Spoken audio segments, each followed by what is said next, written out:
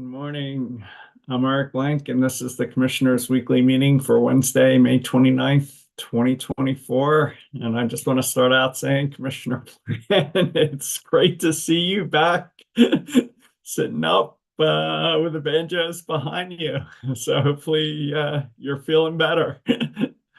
I am. Thank you very much, and thanks for all the messages that I've received. I really appreciate it, and also thanks to you and Commissioner Gilman for filling in on my panels at the Western Conference, and also finally congratulations on what I've heard was just a fantastic conference, really showcasing Colorado and bringing together regulators from around the Western states. It sounds like it was a really great success. So congratulations. No, I appreciate it. And I just report on one email I got from FERC Commissioner Christie, which said it was one of the best conferences he's ever attended, which Wow. echoes what I've heard verbally from a number of other people. So thanks to Commissioner Gilman and the team for putting that on. So with that, Commissioner Plant, are you ready to approve the consent agenda? Yes, I am. And Commissioner Gilman, any comments you'd like to make or approve the consent agenda? Well, I will join the welcome back to Commissioner Plant. I don't know if you're exactly feeling better, but you're with us, and I hope you're on the mend. But I would vote to approve the consent agenda. As would I. Proceeding number 24A-0160R, City of Englewood, Dr. Fishaber. Good morning, Commissioners. Pam Fishaber with the Rail and Transit Safety Section. This application is by Englewood. They're proposing to change their traffic signal that's at an intersection crossing of Dartmouth Avenue and Tejon Street with the BNSF. Englewood is wanting to change from a span wire traffic signal to a mast arm without it changing any of the current preemption timings. They're doing this to enhance roadway and traffic signal infrastructure while incorporating some safety upgrades for pedestrians and bicyclists and to install ADA requirements. They are wanting to go to the mast-mounted traffic signals. The traffic signal will continue to operate normally with green given to the movements for West Dartmouth and changing to amber and red before providing green to South Tejon Street and then changing to amber and red. When a train is detected by the track circuitry, the traffic signal will transfer the right-of-way from vehicle traffic movements and turning in all vehicle directions to provide a double green signal to the railroad to proceed through the crossing. When the train has moved through the crossing and off the island circuit, the train will receive a double red signal and the intersection will proceed back to normal operations. Englewood is proposing to start this construction. It's an entire project that's being done along West Dartmouth Street. So they're starting that project April 1st of 2024, and they want to be complete with the entire project by October 31st of 2024. They are providing final plans to the Commission by the end of May, and they do waive the statutory period for the Commission regarding the time limit for decisions. BNSF did file an entry of appearance and notice of intervention. They oppose and contest the application on the basis that the applicant has omitted applicable items, including the railroad cost estimate and state sketch, resulting in an incomplete application. BNSF does, however, not request a proceeding in this matter. Since BNSF notes that they have not provided the cost estimate and state sketch to Englewood yet to include in their application, staff is going to recommend that the Commission require BNSF to file the cost estimate and state sketch for the application in the proceeding and a copy of that by July 1st of 2024.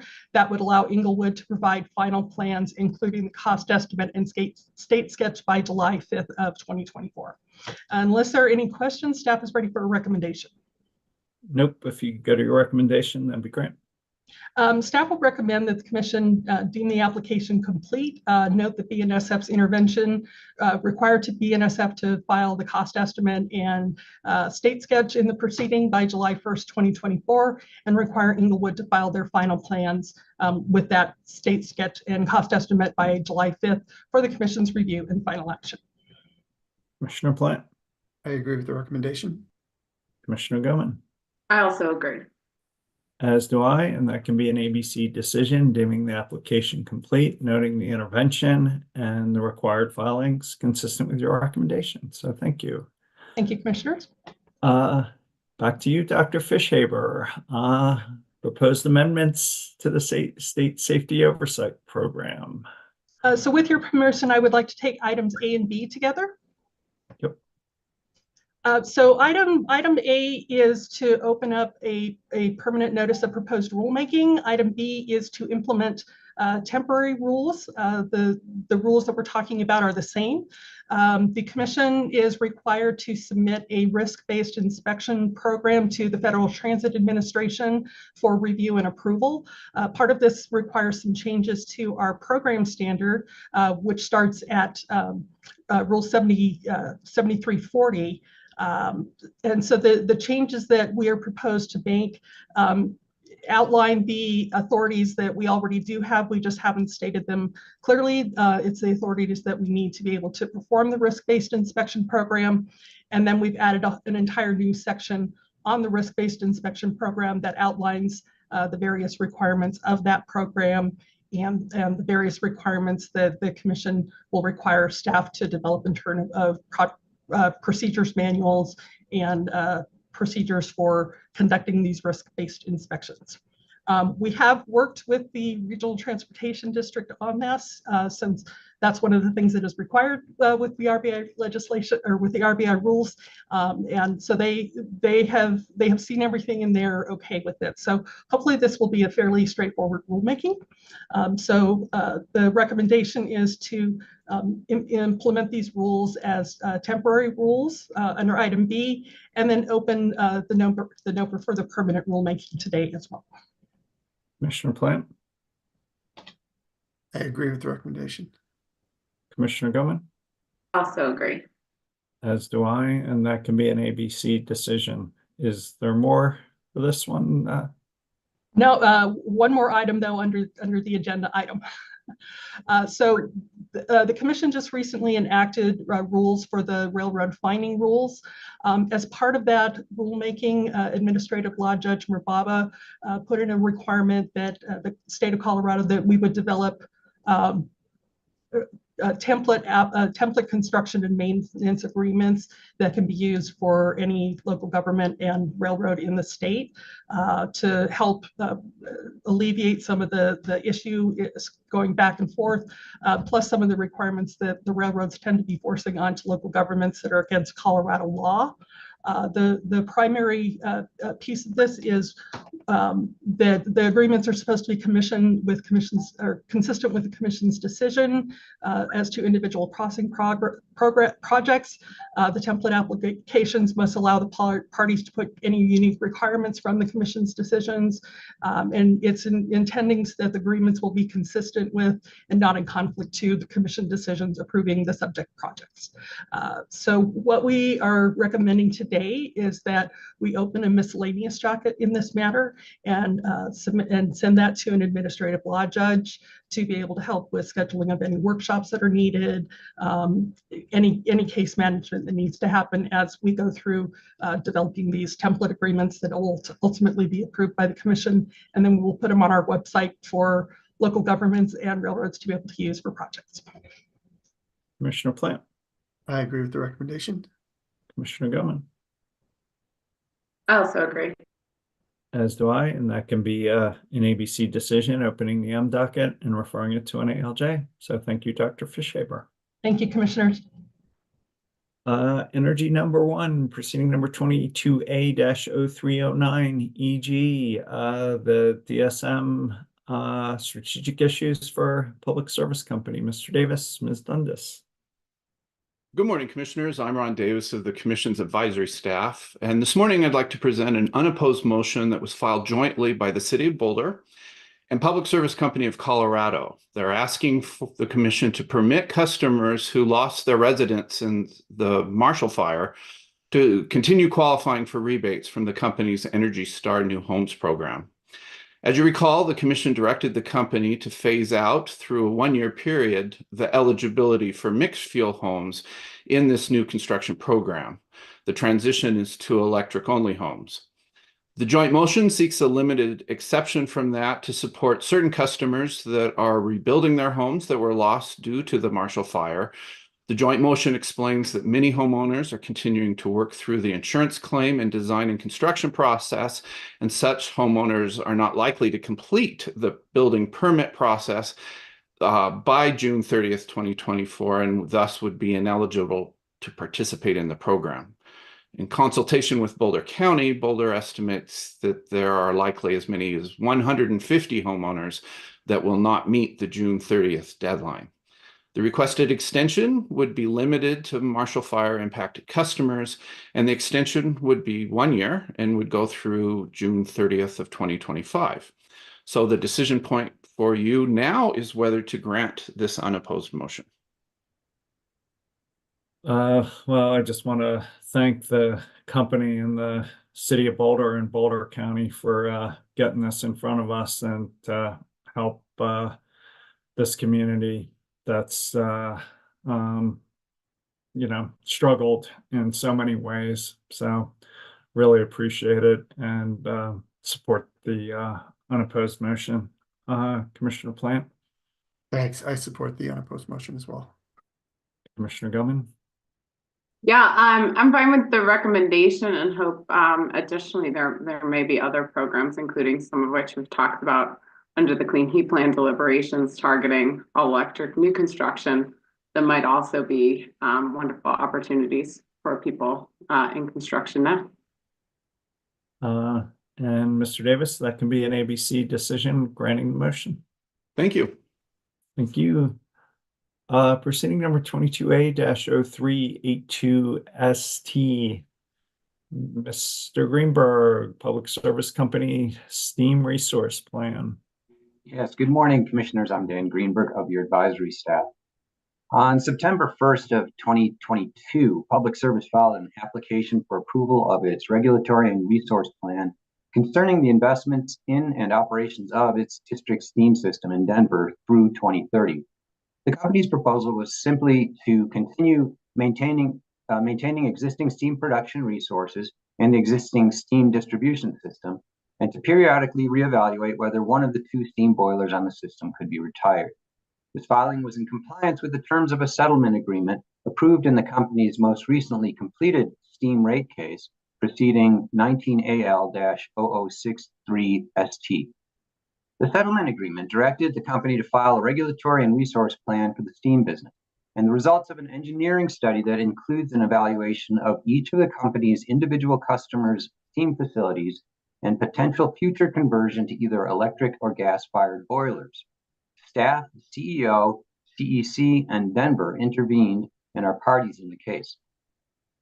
The engineering study found that electric conversions had paybacks exceeding 25 years for all customers, which the company deems unlikely to lead to customer departure. However, the study determined that customers representing about 27% of steam revenues could have paybacks of 8 years or fewer if they were to convert to gas-fired boilers, which could result in customer departure. The company maintains that if these customers were to depart, it could initiate a negative spiral in which the resulting increased steam rates could induce further customers to depart from the system. The engineering study did not investigate the potential for steam customers to transition to air, water, or ground source heat pumps.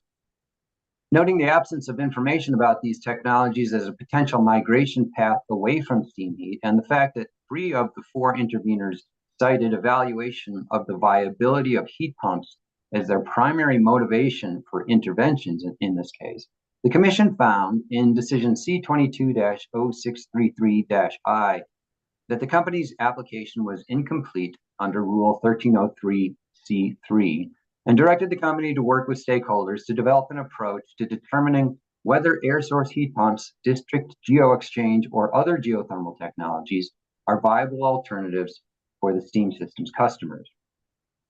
Over the ensuing months, the company and stakeholders jointly developed a scope of work for 2 projects. The first was to study the potential for air and ground source heat pumps, and the second was to study the potential for on-site water source heat pumps exchanging heat with a district ambient temperature fluid loop. The Commission approved the scopes of work and budgets for these studies by decision C23-0633-I 0265-I on April 24th of last year, holding the proceeding in abeyance pending completion of the studies. The company filed the completed studies on May 6th of this year, along with the testimony and attachments of three witnesses. The studies found that replacing steam with air source heat pumps alone is not technically feasible at this time. A backup heat source is required, such as electric resistance or gas. The studies also found that it is not feasible to utilize geothermal heat as a heat source for water source heat pumps due to the limited availability of open land in downtown Denver and the difficulty and cost of drilling wells. The study also determined that it's technically feasible for customers to install a water source heat pump paired with an ambient temperature loop, and that repurposing the company's chilled water network to provide ambient loop service would be the most feasible option. However, this option is very costly and has technical challenges. The company states that the development of an ambient loop system to serve downtown Denver customers offers potential promise, but that such a solution is many years, perhaps even decades, from full design, development, and implementation. It states that the cost of conversion to customers is substantial, and that the majority of steam customers would see a payback of greater than 25 years without incentives. It notes that the electric infrastructure costs are also substantial, estimating that total customer and company investments would likely be between $729 and $854 million. For comparison, the steam system rate base in 2021 was just under $65 million. The company estimates that this conversion would reduce greenhouse gas emissions by at most 71,000 metric tons, resulting in high abatement costs of between $342 and $601 per ton. Nonetheless, the company states that it is interested in exploring pilot and demonstration projects to take measured steps to develop thermal energy resources, such as an ambient loop system. For the purposes of this proceeding, though, the company contends that the most reasonable and economically viable course for the near term through at least 2030 is to continue operating the steam system using existing resources. As a result, the company continues to support its steam regulatory and resource plan as proposed in its original application, which is to continue to operate the steam system as it is currently configured, including life extension activities on the boilers to enable them to continue to operate beyond their current retirement dates of 2025. The company asked the Commission to deem the application complete and to schedule a pre-hearing conference to establish a procedural schedule so that the parties to this case can proceed toward a mutually agreeable resolution. I can provide a recommendation or pause here for your discussion. You can provide a recommendation, that'd be great. Advisors recommend that the Commission deem the application complete and refer this matter to an ALJ for a recommended decision. Commissioner Plant. I agree with the recommendation. Commissioner Gilman. Thanks, Mr. Greenberg. I agree with your recommendation, but given that this is kind of a strategic, I guess a strategic proceeding related to the steam system, I have a few additional questions I might suggest to the other commissioners as we refer it, just to ensure there's a full record that includes some of the issues, certainly that I find the most interesting in looking at the future of the steam system, especially considering kind of the studies and analysis that have been done so far. So if it works for everyone, I'd like to suggest those to you all to see if they're of interest to you as well. So the study, or the studies, I guess I should say, essentially compare new system options or conversion options. But I have some questions remaining about the potential future of the existing steam system, given the relatively high cost of heating with the steam system operationally compared to some other options.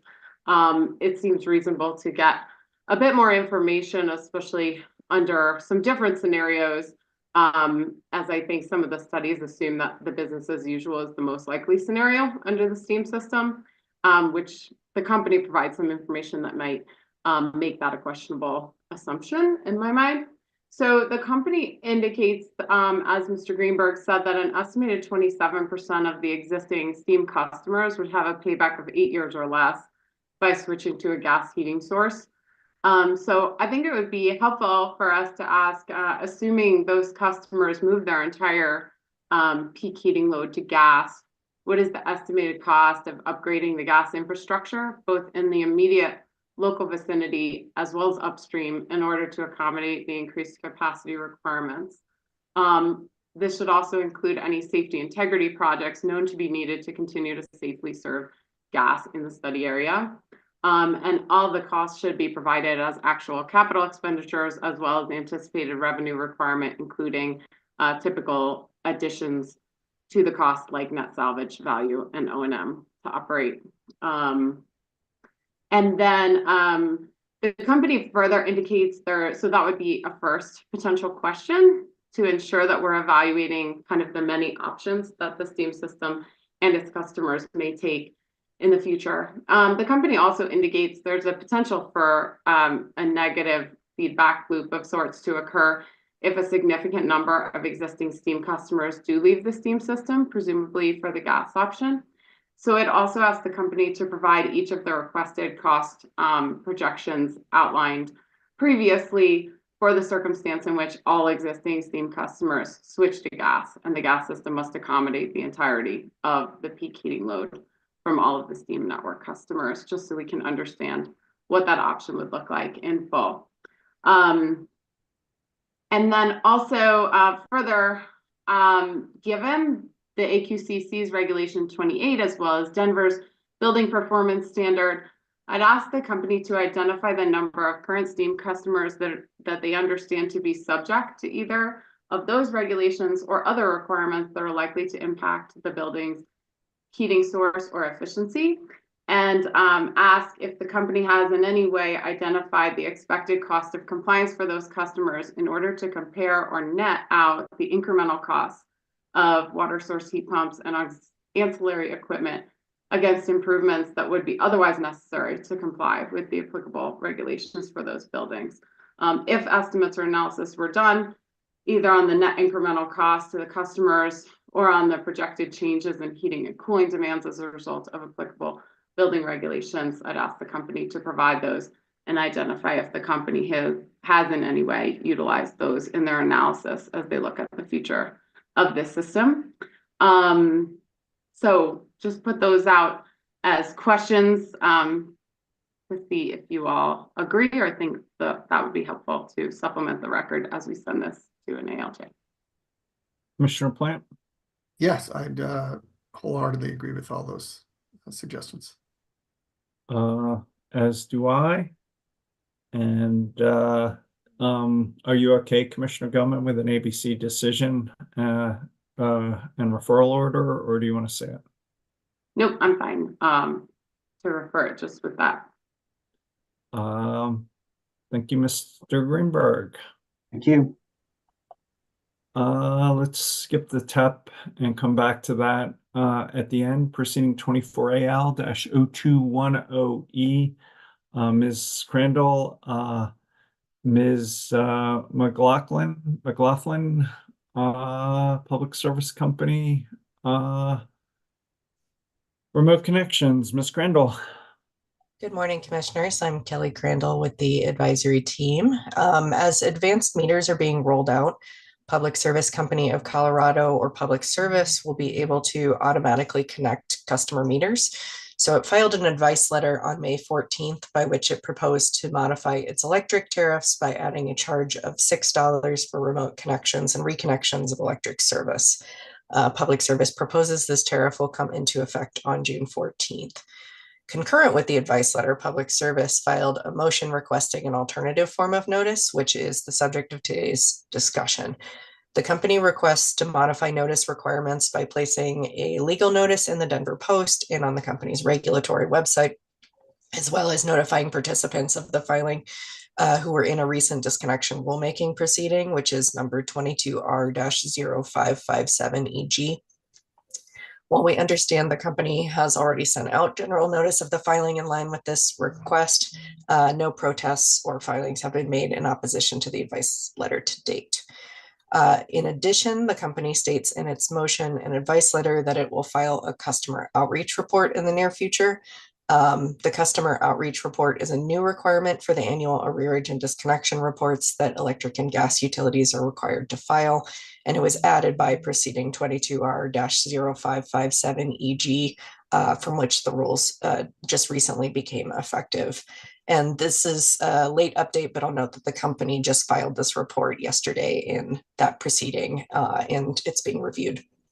So with that background, I can answer questions or provide a recommendation on the motion for alternative form of notice. Yeah, if you can provide a recommendation, that'd be great. Thank you. Advisors recommend granting public services motion. It's unopposed, very common, and will ensure that individuals and entities who are recently engaged on disconnection issues will receive relevant information while also managing costs. But given that public service will be modifying its practices related to electric disconnection and reconnection related to new rules, which could affect the most vulnerable customers, advisors further recommend that the Commission's decision emphasize the significance of the new outreach component of the annual report. Given this is a nuanced subject, we hope to see how targeted outreach evolves from these more recent rule requirements. And so if you all agree with the recommendation, we can issue a decision ABC. Commissioner Plant, I agree with the recommendation. Commissioner Goman, I also agree. as do I. And as you say, that can be an ABC decision. Thank you. Thank you. Proceeding number 24D-0220G, Mr. Sarah, Mr. Eden, CPCN for gas safety and integrity investment. Yeah, good morning, Commissioners. Today you'll be deciding whether to accept this petition for declaratory order, set notice and intervention, and possibly refer the item. Public Service filed this petition asking the Commission to resolve whether this project needs a CPCN, and the project in question is the Clarkson Street Main Renewal Project, which is replacing a high-risk gas main that was installed in the 1940s. It runs from 5 Points to Capitol Hill in downtown Denver. Public Service is asking whether it needs a CPCN if the total project cost is above the $12 million CPCN threshold set in rule, but each phase of the project is under that threshold. Complicating the issue, according to Public Service, the project was authorized and commenced under the 2022 PSIA deferral, and work had started on the project when the Commission's new gas rules went into effect. So the company states that it is filing its petition out of an abundance of caution to ensure that the project can continue, and its eventual prudency review will not be complicated by this potential issue. This is the second petition for declaratory order that the Commission has received recently asking about CPCNs for gas projects. The previous petition, which raised somewhat similar issues, was set for notice and referred to an ALJ. So I have a recommendation for you all today, if you'd like to hear it. That'd be great.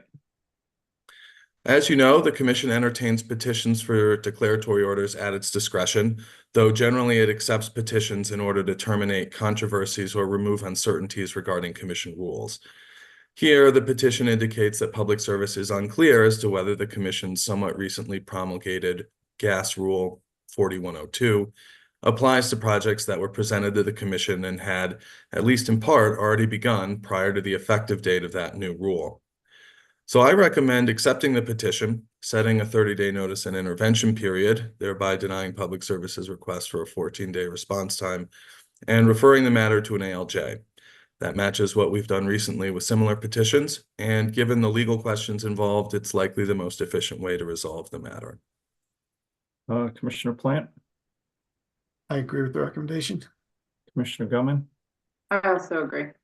as do I, and that can be an ABC decision. Mr. Sarah. Great, thank you. Implementing Senate Bill 21-272, rules about how to best provide equity. Ms. Shula, Ms. Crandall. Good morning, Commissioners. I'm Bessie Shula with your advisory staff. Thank you for the opportunity to provide an update on the agency's implementation of Senate Bill 21-272. Consistent with direction from Commissioner Gilman as hearing officer in proceeding 22M-0171 all, this update gives staff an opportunity to ensure that all staff across the Commission and the public are aware of the Commission's ongoing equity work. I'll refer to proceeding 22M-0171 all as the equity initiatives proceeding in this update moving forward for ease. Senate Bill 21-272 calls upon the Commission to promulgate rules in which it will consider how best to provide equity, minimize impacts, and prioritize benefits to disproportionately impacted communities and address historical inequalities in all of its work, including its review of all filings and its determination of all adjudications.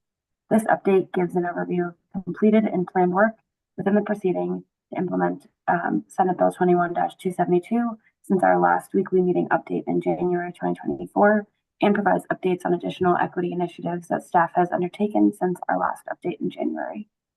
I'll first provide an update on staff's progress within the proceeding. Staff has been working to implement the staff work plan that was created in the equity initiatives proceeding in October 2023 at the direction of Hearing Commissioner Gilman. The work plan outlines 6 series of workshops for staff to complete to inform one or more future rulemaking proceedings pursuant to Colorado Revised Statute 40-2-1083A through C. Each workshop series has helped staff articulate questions and surface stakeholder considerations on specific topics related to Senate Bill 21-272 implementation and equity more broadly at the Commission. The workshops have explored the following topics.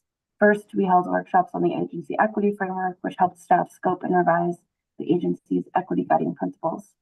Second, we held workshops introducing equity impacts and engagement requirements in different proceedings types, which iterated on the staff proposal framework for requiring additional equity-related data, analyses, and reporting requirements, plus additional outreach and engagement requirements in different proceeding types. Third, we held a workshop on meaningful outreach and engagement, which solicited guidance on how the Commission could ensure that utility-led outreach and Commission-led public participation opportunities are meaningful and result in improved equity outcomes. Fourth, we held workshops on impacts, benefits, and proportionate access, which helps staff understand how stakeholders in Colorado are defining and measuring impacts or burdens and benefits to disproportionately impacted communities, determine how folks are thinking about minimizing impacts and prioritizing benefits, and exploring key categories of impacts and benefits that stakeholders believe the Commission should consider in its decision-making. Fifth, we had workshops on identifying disproportionately impacted communities, which examined the definition of disproportionately impacted communities per statute in more Commission-specific contexts, and discussed options for how disproportionately impacted communities could be identified and prioritized in different cases.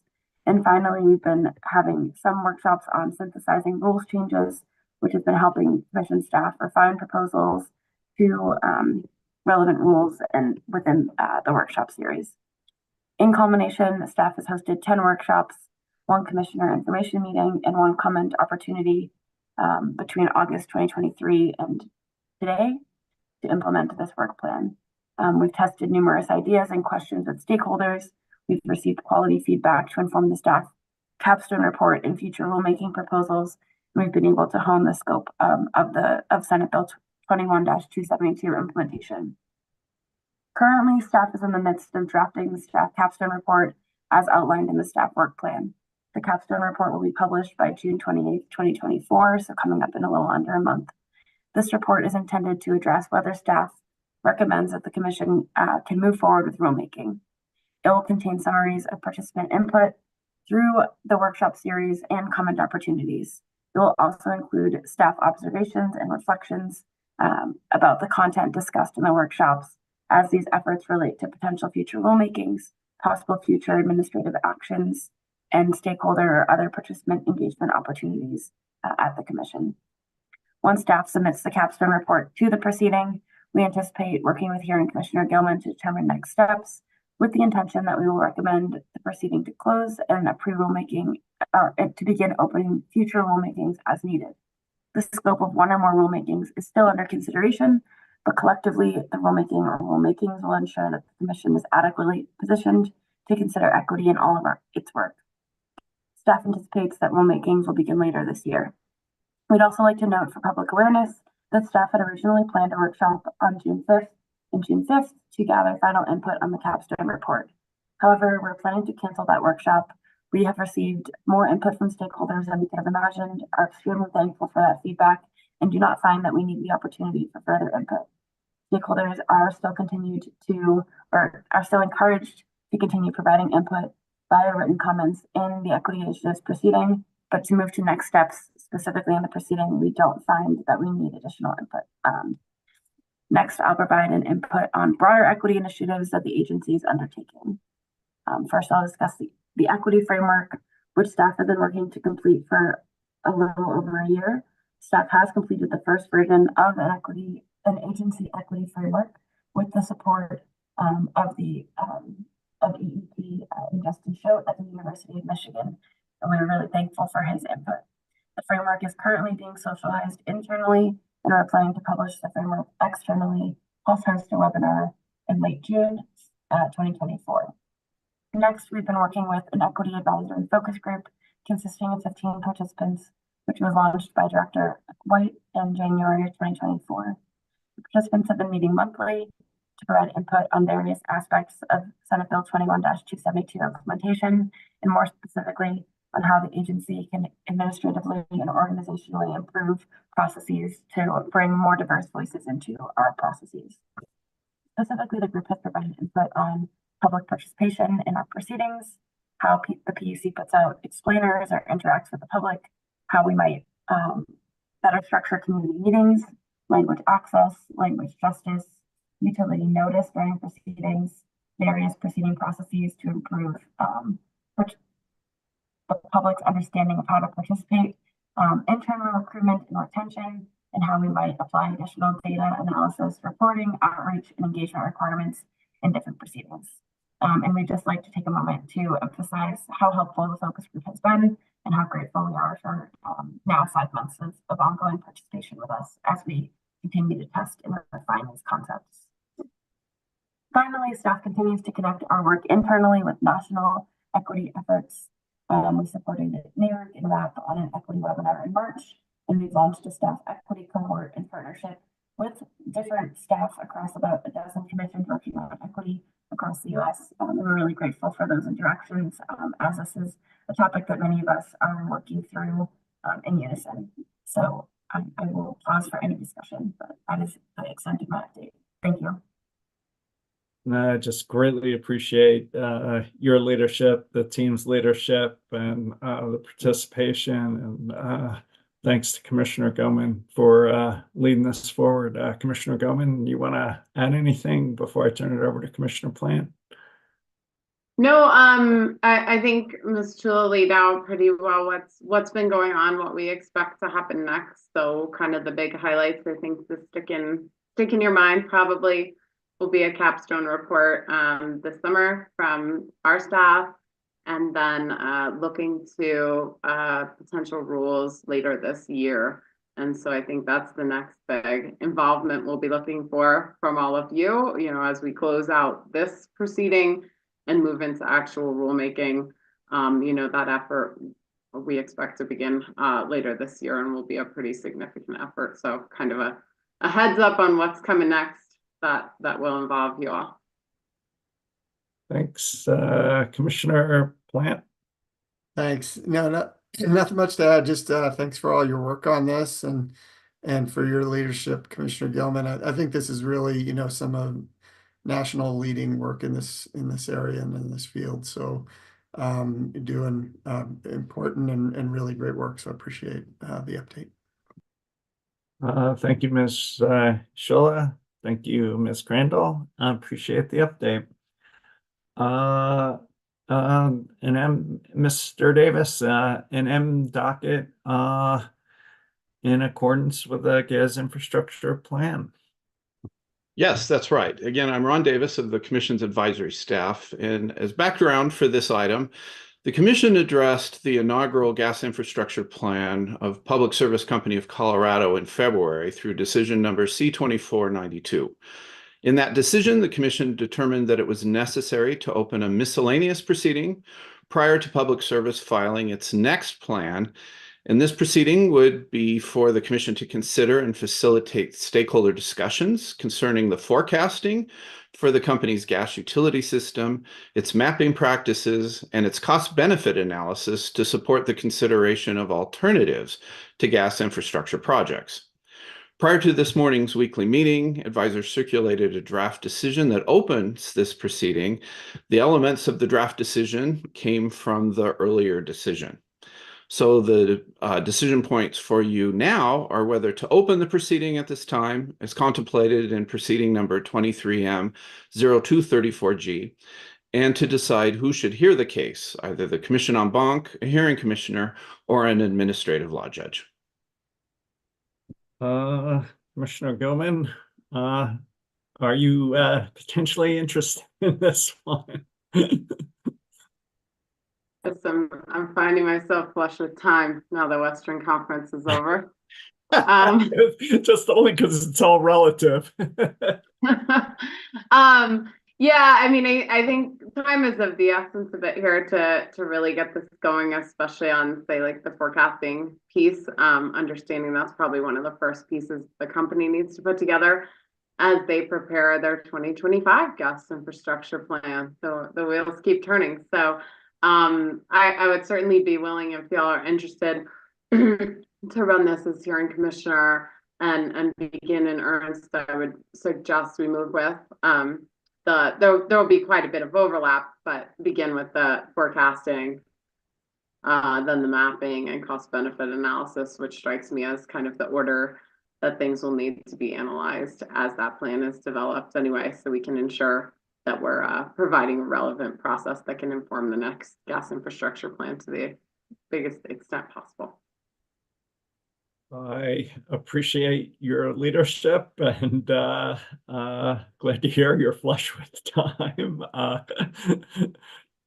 Commissioner Plant, any concerns with Commissioner Gilman functioning as a hearing commissioner and trying to lead this forward? Absolutely no concerns.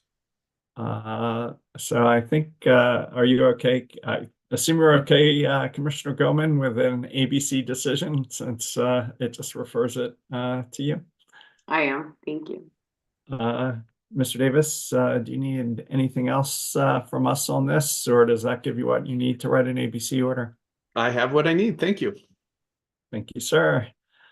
Proceeding number 24M-0173E in the matter of the Commission's investigation into the April 2024 Front Range windstorm and Xcel Energy's public service power shutoffs. And I guess I asked for this as I started to review the TBC order from our discussion 2 weeks ago. In this M docket, I had a number of questions and concerns such that I've asked to have this item put back on the agenda for further discussion. And for today's discussion, I want to start off by reinforcing Council's concern from 2 weeks ago that we shouldn't talk about or provide guidance in any way for the company's pending application for an updated wildfire mitigation plan. I agree with Council that talking about the pending application creates prejudgment issues and is not appropriate. Moreover, we'll have plenty of opportunities in that case to frame the issues and shape that discussion. But it is premature to do that now prior to the company's filing and in this separate process.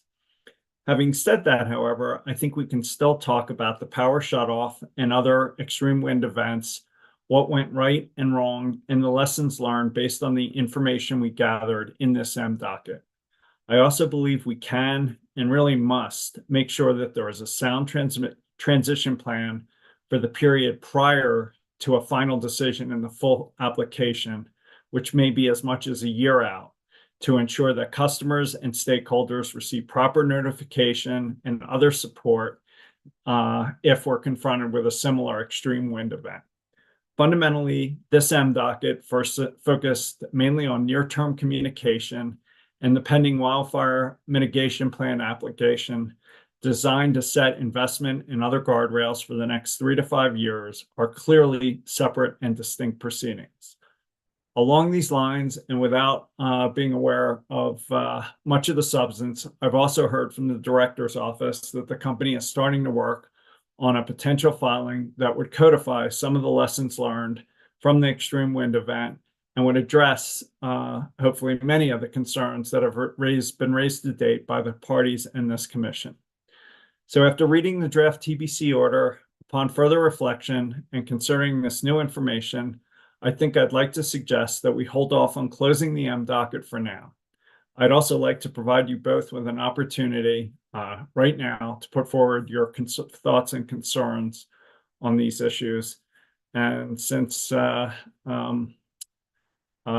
didn't get a chance to perhaps speak your full mind 2 weeks ago, Commissioner Gilman, any comments you'd like to share on the planned power shutoffs from April, and anything on that? Again, staying away from the separate and distinct pending application filing. So with that, with that distinction, which I think I will need to enforce, take it where you will with that in mind. So Commissioner Gilman.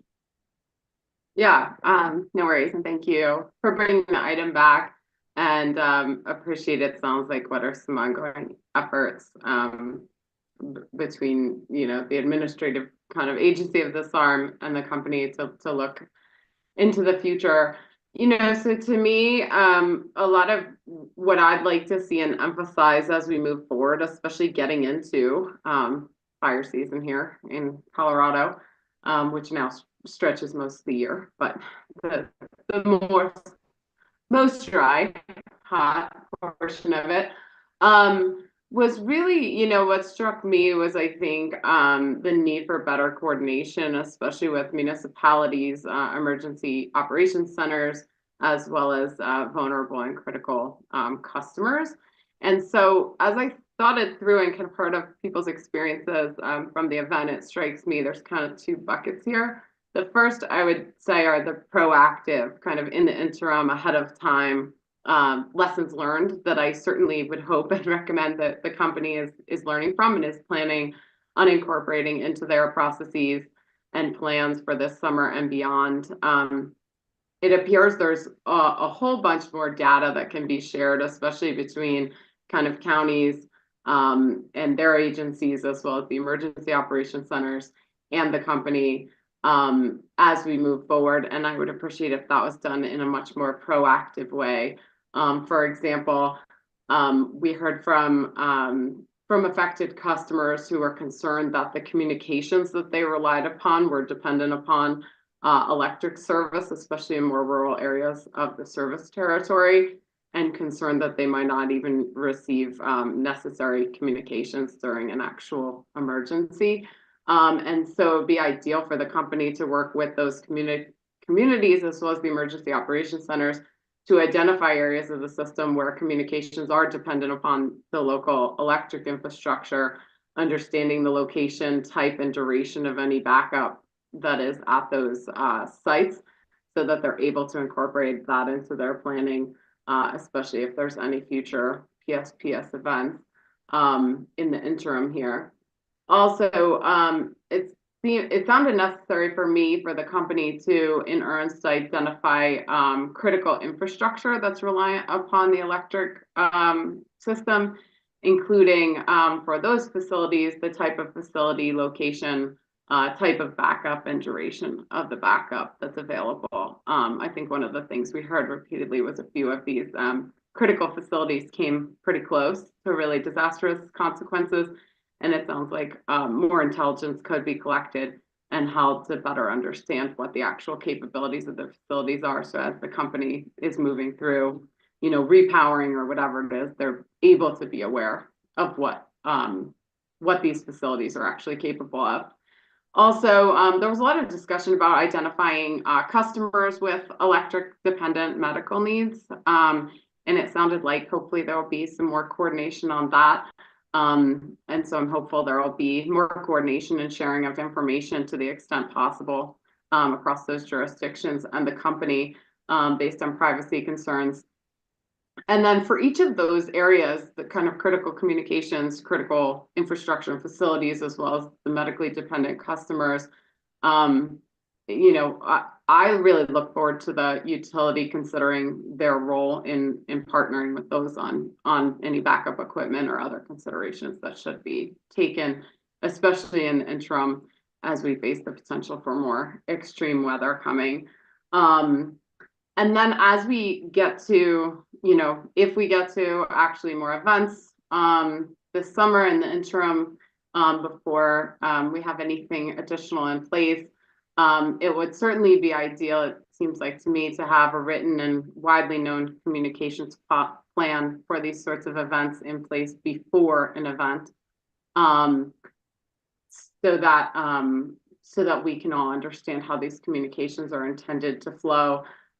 Certainly sounded necessary for me, for the company to prioritize proactive warning to the local emergency operations centers, which didn't seem to happen in a very reliable manner in this event. Also establishing one point of emergency contact at the company available, especially for the municipalities and those emergency operations centers to contact, and then establishing a regular cadence for updates or additional information to be available as it's produced to each of those municipalities or emergency operations centers, so we can ensure they're all on the same page and getting treated similarly. So those were just some of the things I heard that it seems like in the interim were relatively, I guess, obvious to me and necessary things to focus on in case we see any additional events this summer. Commissioner Plant, I know you had a tough week, maybe a tough 2 weeks. Anything you'd like to add or any comments? No, I mean, I have a couple of notes, and a lot of it sort of touches on a number of the things that Commissioner Gilman pointed out. I mean, I think the thing that's, abundantly clear is that there's a real problem with communication, both with customers and with the relevant emergency service agencies. And the protocols need to be established that would provide redundancy of communication through multiple channels so that we can meet people where they are. Everybody isn't looking at their emails all the time. People don't necessarily, use their cell phones in the same ways. And so, really multiple and redundant methods of communication. I think that incident protocols need to be developed and incorporated into trainings with emergency service agencies on a regular basis, as well as a coordination on the inventory of customers with medical necessities. Mechanisms, as we've talked about, for remote sensing and verification of energizing capability, I think should be established to speed up re-energization of lines, as well as look at overall ways in which the topological architecture of the system can maximize reliability while being capable of isolating areas where there may be physical issues. Programmatic offerings should be examined that can provide both a benefit to the system when there isn't an emergency, as well as mitigating the impacts to customers when there is an emergency. Things we discussed, such as distributed energy storage, both behind and in front of the meter, microgridding capabilities, etc. And, finally, I'd say a couple of other things, additional and ongoing proactive community engagement, particularly for our communities in the wildland urban interface, that are, really are going to be the frontline communities in these issues. And they're already experiencing some real blowback within the insurance industry. And so I would also encourage the company to be engaging with the insurance industry to ensure that they understand the steps that are being taken proactively to mitigate, fire danger and the potential ignition of a wildfire on behalf of both the utility and the customers, and so that those kinds of actions can be things that are considered and incorporated as those insurance industries are looking at providing and pricing service to those communities. Thank you. I agree with both your comments and have laid out my 8 issues in the form of questions last week. I guess the question for you, do you guys want to see it as a TBC order or an ABC order? Commissioner Gilman, preferences? I mean, I'm okay with it being ABC. I'm happy providing the comments I made today to advisors so they can have them. So I think that would work for me. And I'm fine with Commissioner Plant's issues as well. Commissioner Plant, you okay with an ABC order? Yeah, ABC sounds good, and I'll do the same, share my notes. And I guess Mr. Davis, Mr. Gomez, do you have what you would need for an ABC order? And I don't know, I'd probably give the company 2 or 3 weeks to respond. And in the order, I'm hoping we can be very clear that this is not in any way getting to the application. It's to structure what happens prior to a final order in the wildfire mitigation plan application. So Mr. Gomez, Mr. Davis, would you have what you need to draft an ABC order along those lines? Just a quick question, Mr. Chairman. Is this decision to serve in place of the TBC decision from the previous weekly meeting, or is this a subsequent decision to that one? I think it would replace that one. Would that be okay with you, Commissioner Gilman? Yeah, that's okay with me. I was just thinking of what you said in terms of response. I didn't phrase mine as a question as you did. So I'm trying to think of what a response looks like.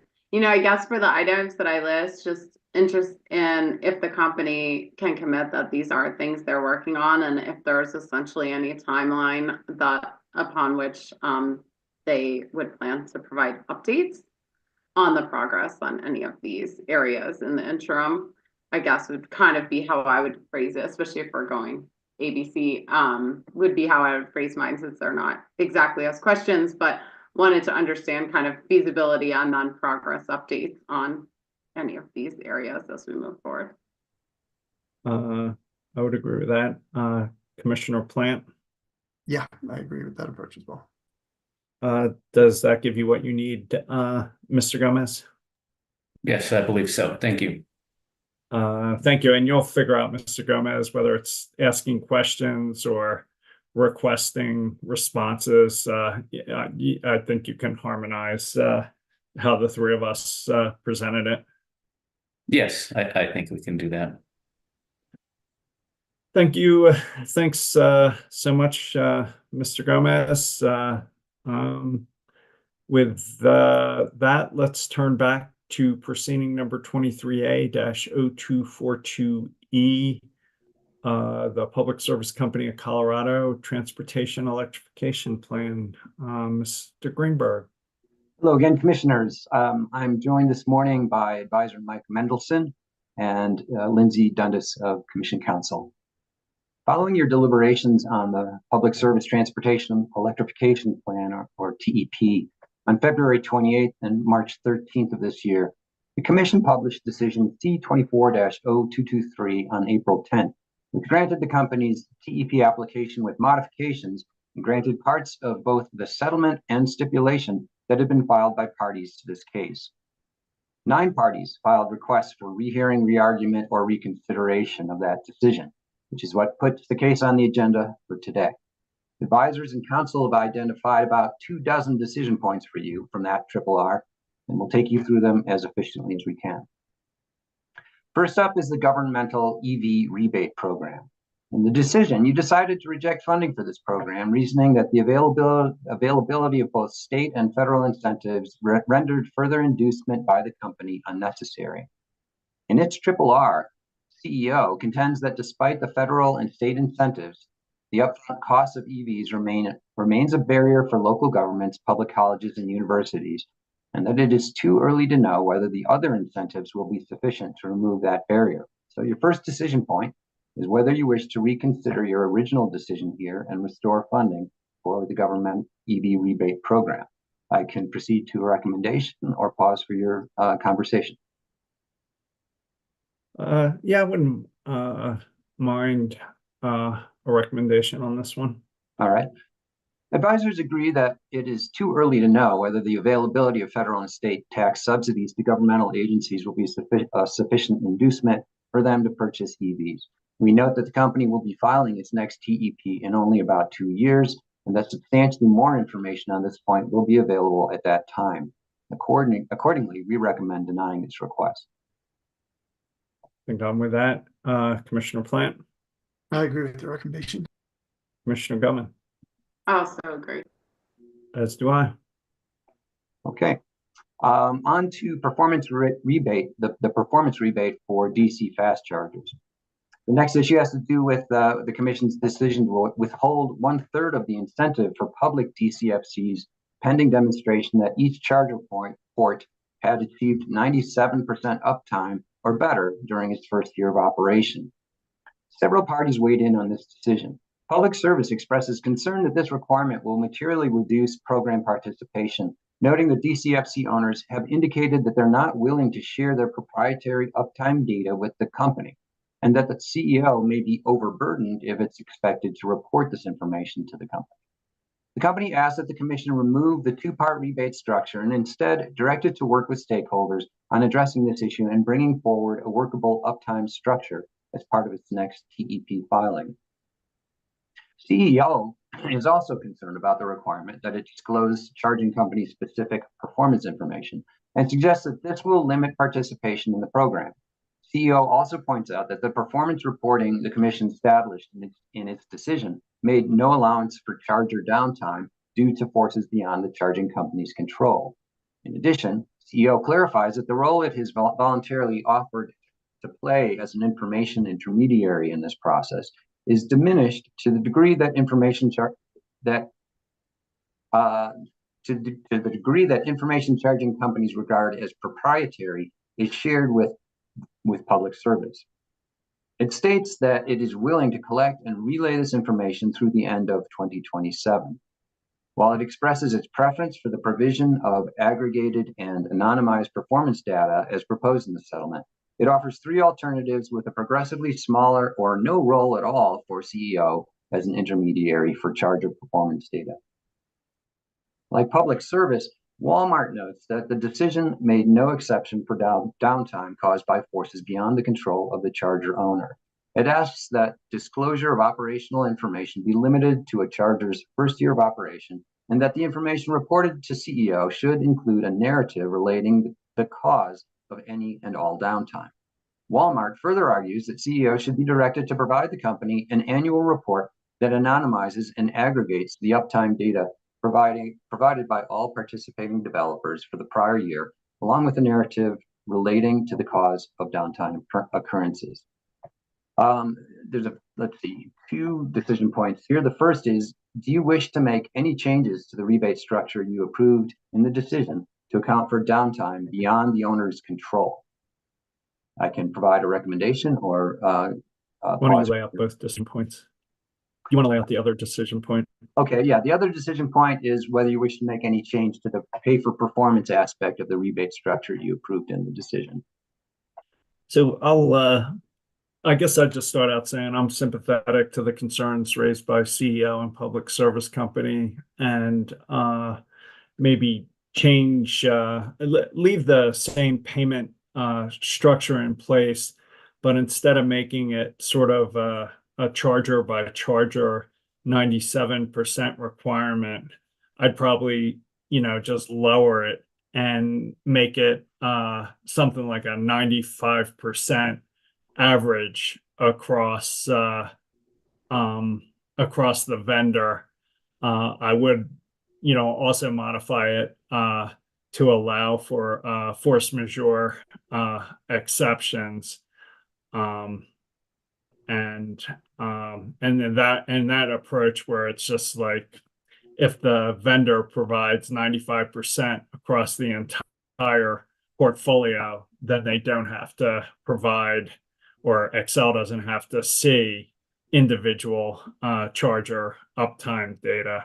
So that was my thought. reading all these materials and trying to think through a sensible outcome. It just doesn't really work for me to assert that there's a 97% uptime requirement and then have zero enforcement of it. So that's sort of where I was landing. I don't know, Commissioner Plant, you have any thoughts on this? Take it in a different direction, or my idea? Yeah, I similarly, I think we've been struggling with how to sort of make sure that we can ensure that, this issue that has been a real barrier for people. It does not advance vehicle electrification when people have an experience of getting to a charger and they can't charge. And it really gives a black eye to the entire effort. And so I think, that our intentions in doing this, I think are good. I would also point out that the federal NEVI program also had a similar uptime requirement. And one of the things that I was trying to think of that we could do, that's maybe more sort of taking it a little bit out of the hands of the utility, because that seems to be the area where there's a real challenge, because none of the companies want to share their information directly with the utility, understandably. So I was wondering if we might be able to just say that the Energy Office will maintain a list of eligible companies, and that those eligible companies would be able to access these incentives from the utility. And then, CEO can basically manage that list on a going forward basis. So, there's not going to, you do stand the risk of maybe financing something that doesn't meet that uptime requirement initially, but the cost of doing that would be that those people would drop off the list and would lose future business. So there'd be a real incentive to not end up on the wrong side of that evaluation. And maybe what we can do in doing that is just build, eventually as we go along, a list of the providers that have a good record of uptime, and the issues around force majeure and things like that can all be managed through the Energy Office as opposed to incorporating the utility in it. So are you proposing to provide 100% of the rebates up front now? Yeah. I guess you're going to have to decide this one, Commissioner Cohen. I don't know if I'm the perfect one. I'll be honest. One of the Sometimes reasons, it's nice going last, isn't it? one of the reasons I'm a little confused about this and what direction to go is and maybe you all know, I'm fundamentally a little confused on why this RRR is coming from the company and from CEO and not from the charging providers who are in this proceeding, have the ability to file a RRR and perhaps better articulate what the actual competitive concerns are, what the potential avenues to sharing this information are. I don't know. I keep trying to figure out, what does that mean? We did not get RRR from charging providers who are purportedly the ones concerned about sharing this information, who participated in this proceeding. We have it from third parties saying what those people's concerns are. So that has me a little confused about what exactly the problem is and what exactly the potential remedies are, because I'm confused about who's picking this problem. So, I mean, I would say at a high level, I certainly agree with both of you. These stations absolutely have got to be functional when someone shows up to use them. We're going to strand motorist places and we're going to use ratepayer money to do it. Like this, it is in the public interest to ensure that these operate a vast majority of the time. And while, I mean, kind of the force majeure idea, or if it's an extreme weather, vehicle accident, vandalism, whatever, idea is, yes, that's not in the control of the operators of the station, but I would say the recovery time is, right? So if you have a vandalism or a vehicle contact or whatever, we need the companies to get out there and make the chargers operational as soon as possible to recover from an event quickly. So I would say like a total blanket, we don't care about these force majeure events is not in line with what I'm thinking, because I think that they are very much in control of the recovery time. So yeah, like I already advertised it would be a bad one to be the tiebreak here, because I'm just fundamentally confused. I guess I don't understand the exact competitive concerns, especially in that in this proceeding we are not allowing, and I think have signaled we prefer the private market to be the actual owners and operators of these stations. So sitting here a little confused about what the actual concern is and what the potential remedies are. I mean, what Commissioner Plant's suggesting, the kind of, you get the whole upfront rebate, but we're tracking, and if you end up on the naughty list, you jeopardize your ability to get rebates in the future. That was one of my concepts as we were doing the original deliberation. So I'm not totally opposed to it. I just don't even know if CEO is willing or able to do the role that we'd be signing them up for in tracking that and keeping this confidential information. So I'm sorry for the lack of clarity here, but I'm struggling on this one. Commissioner Gilman, well, I'll turn it to you in a second, Mr. Greenberg. Well, all right, go ahead. Mr. Greenberg, why don't you jump in? I mean, with regard to that question, CEO does say that it would be that it's willing to collect information through the end of 2027. So just yeah, so they're willing and able to collect performance data from the charging providers through the end of 2027. And I think maybe they're already doing it on their NEVI grant recipients, right? Because that is a component of the NEVI requirement, is that you have that kind of uptime. Yeah, I'm afraid I don't think there's a record on that, but it stands to reason that if that's a requirement of NEVI and they're administering NEVI, they would have to be. Yeah. Well, Commissioner Gilman, it seems like part of this job is making decisions based on incomplete records. So I guess most fundamentally, do you want to retain the delayed payment plan, or do you want to move away from the delayed payment plan? Just kind of trying to come up with a functional structure, and I'm honestly very confused. The triple R, it makes it more confusing than I don't have any of the actual people with the competitive concerns telling me they have competitive concerns.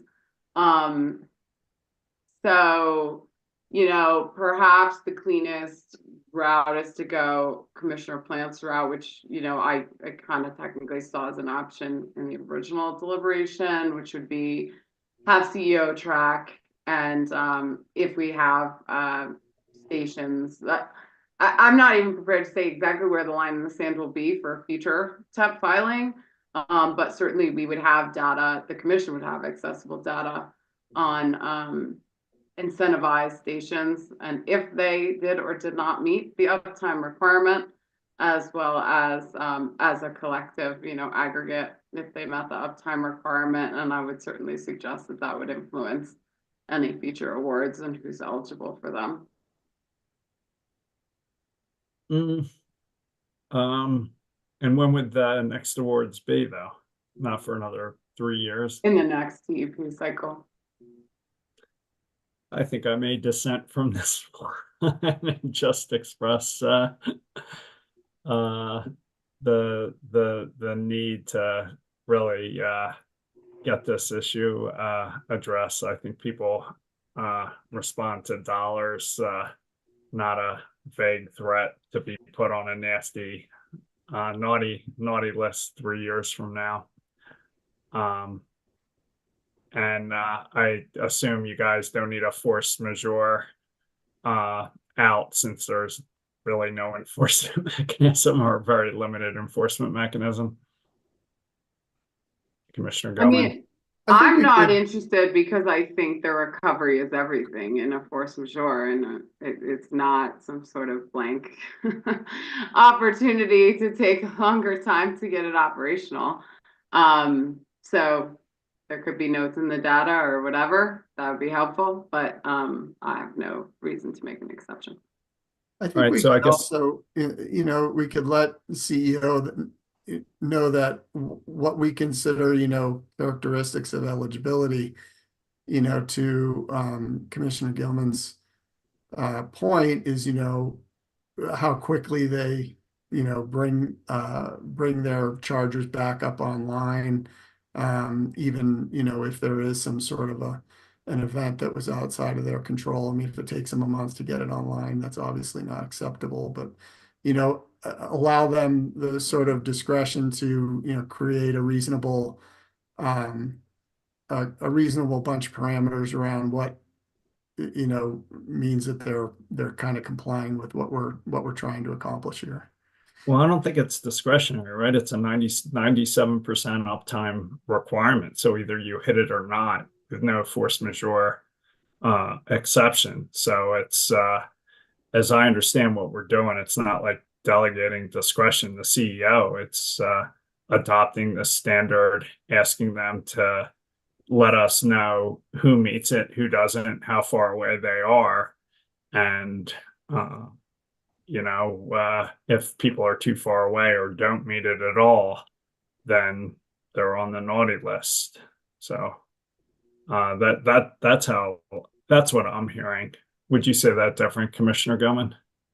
No, but I'm regretting starting the naughty list idea, the non-compliant list. All right, I'll stop plugging it. I call it eligibility. There you go. Commissioner Gilman calls it non-compliant, and Mr. Chairman calls it the naughty list. I think that was Commissioner Gilman's language. Started it by accident. But the one thing I will say, I think look, I'm not sure it's ideal to give the entirety of the rebate up front, but I do think that as you look forward to like a future TEP, I think the prize is pretty large to be able to continue participating in receiving rebates, probably larger than half of one rebate. So I'll take your vague threat comment because we're not going to prejudge what happens exactly in the next TEP. But for me, I think I've expressed uptime of these is a crucial component.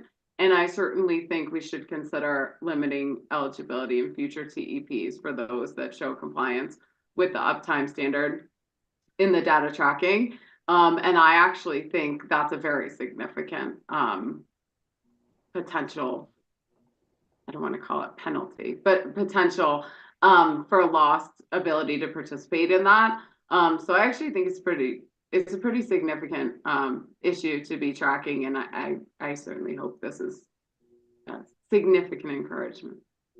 All right, so Commissioner Plant, back to you in a second. But so I think now maybe we're headed towards a 3-0 vote on making future eligibility contingent on compliance with the 97% uptime criteria with no force majeure exception and some language in the order saying depending on the results going forward, we may want to hold back money, but now we're going to do 100% rebate. So would you support where this sort of that outcome, or would you propose modifying it?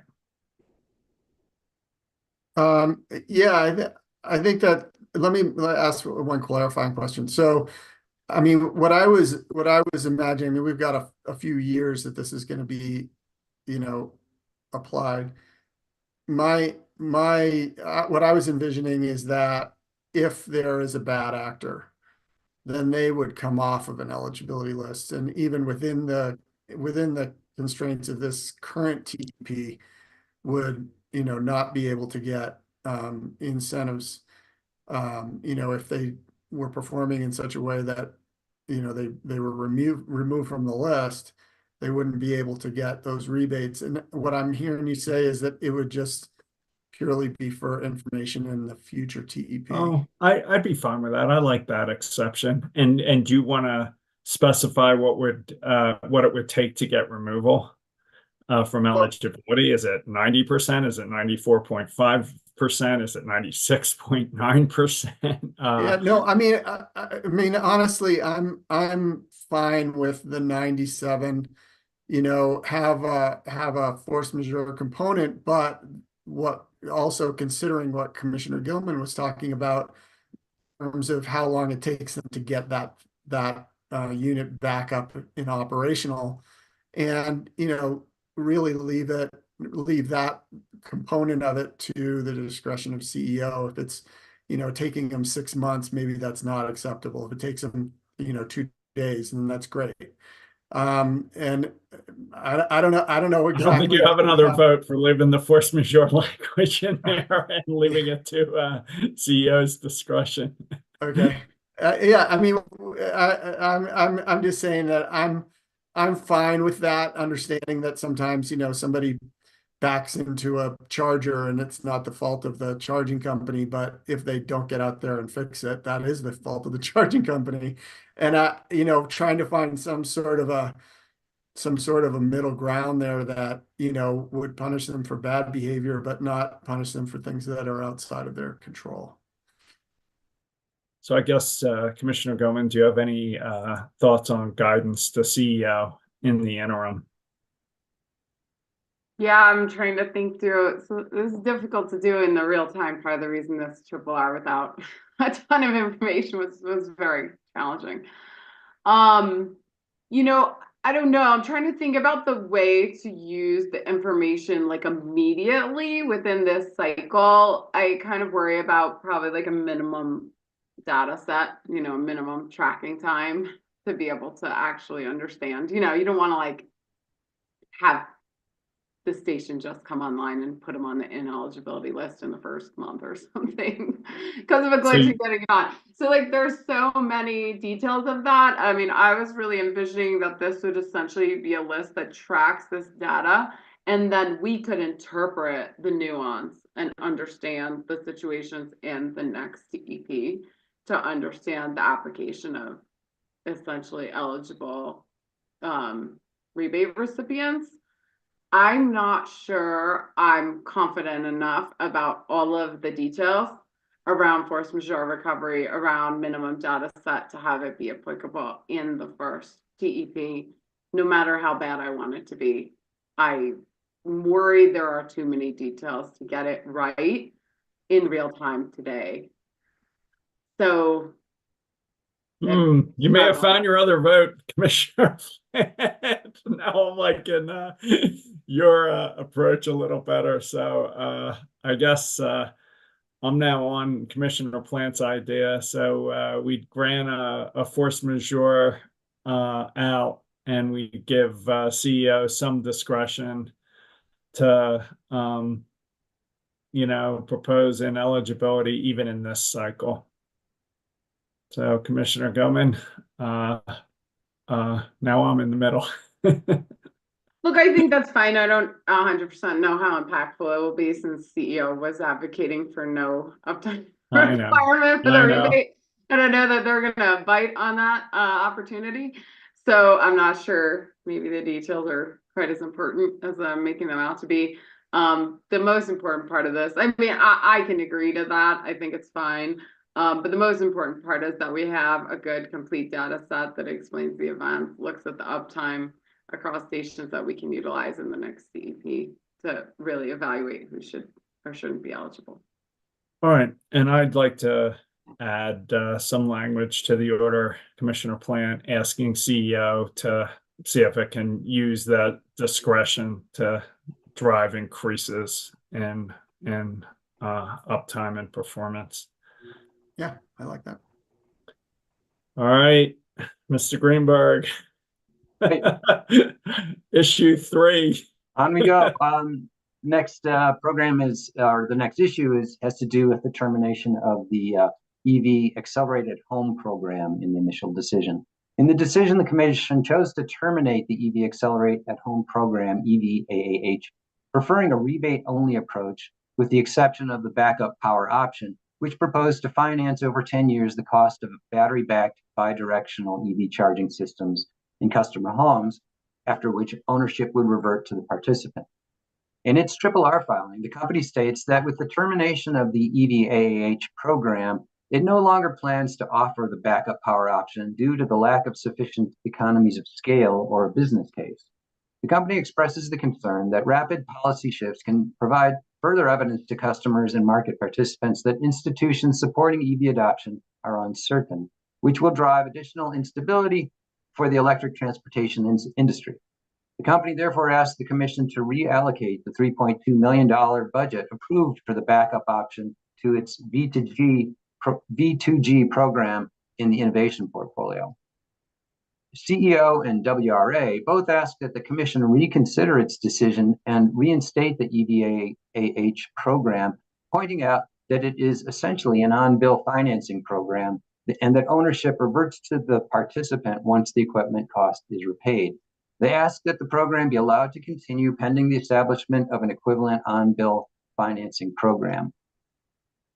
So the first decision point is, do you wish to make any change to the decision to discontinue funding for the EVAAH program? And I have a recommendation, or can pause for your conversation. Yeah, I think I'd probably reconsider this decision and reinstate the $3.5 million. It's you know, a step towards on-bill financing that I didn't maybe fully appreciate in the initial decision. But Commissioner Plant, where are you at? Yeah, I think that's a reasonable approach. You know, not to beat a horse here, but I mean, they're saying that this is essentially like an on-bill financing program, and it's really popular, and that's what we keep on trying to tell them to do. So, yeah, yeah, I think you know, the solution that was proposed to do this until they can get a on-bill financing program in place for other resources as well is a good solution. Commissioner Gilman? I agree. Yeah, I mean, as I had stated in the deliberations, the least ideal to consumers and to the market is having these programs stop and start in a way that's kind of unpredictable or difficult for the customers or the market to respond to.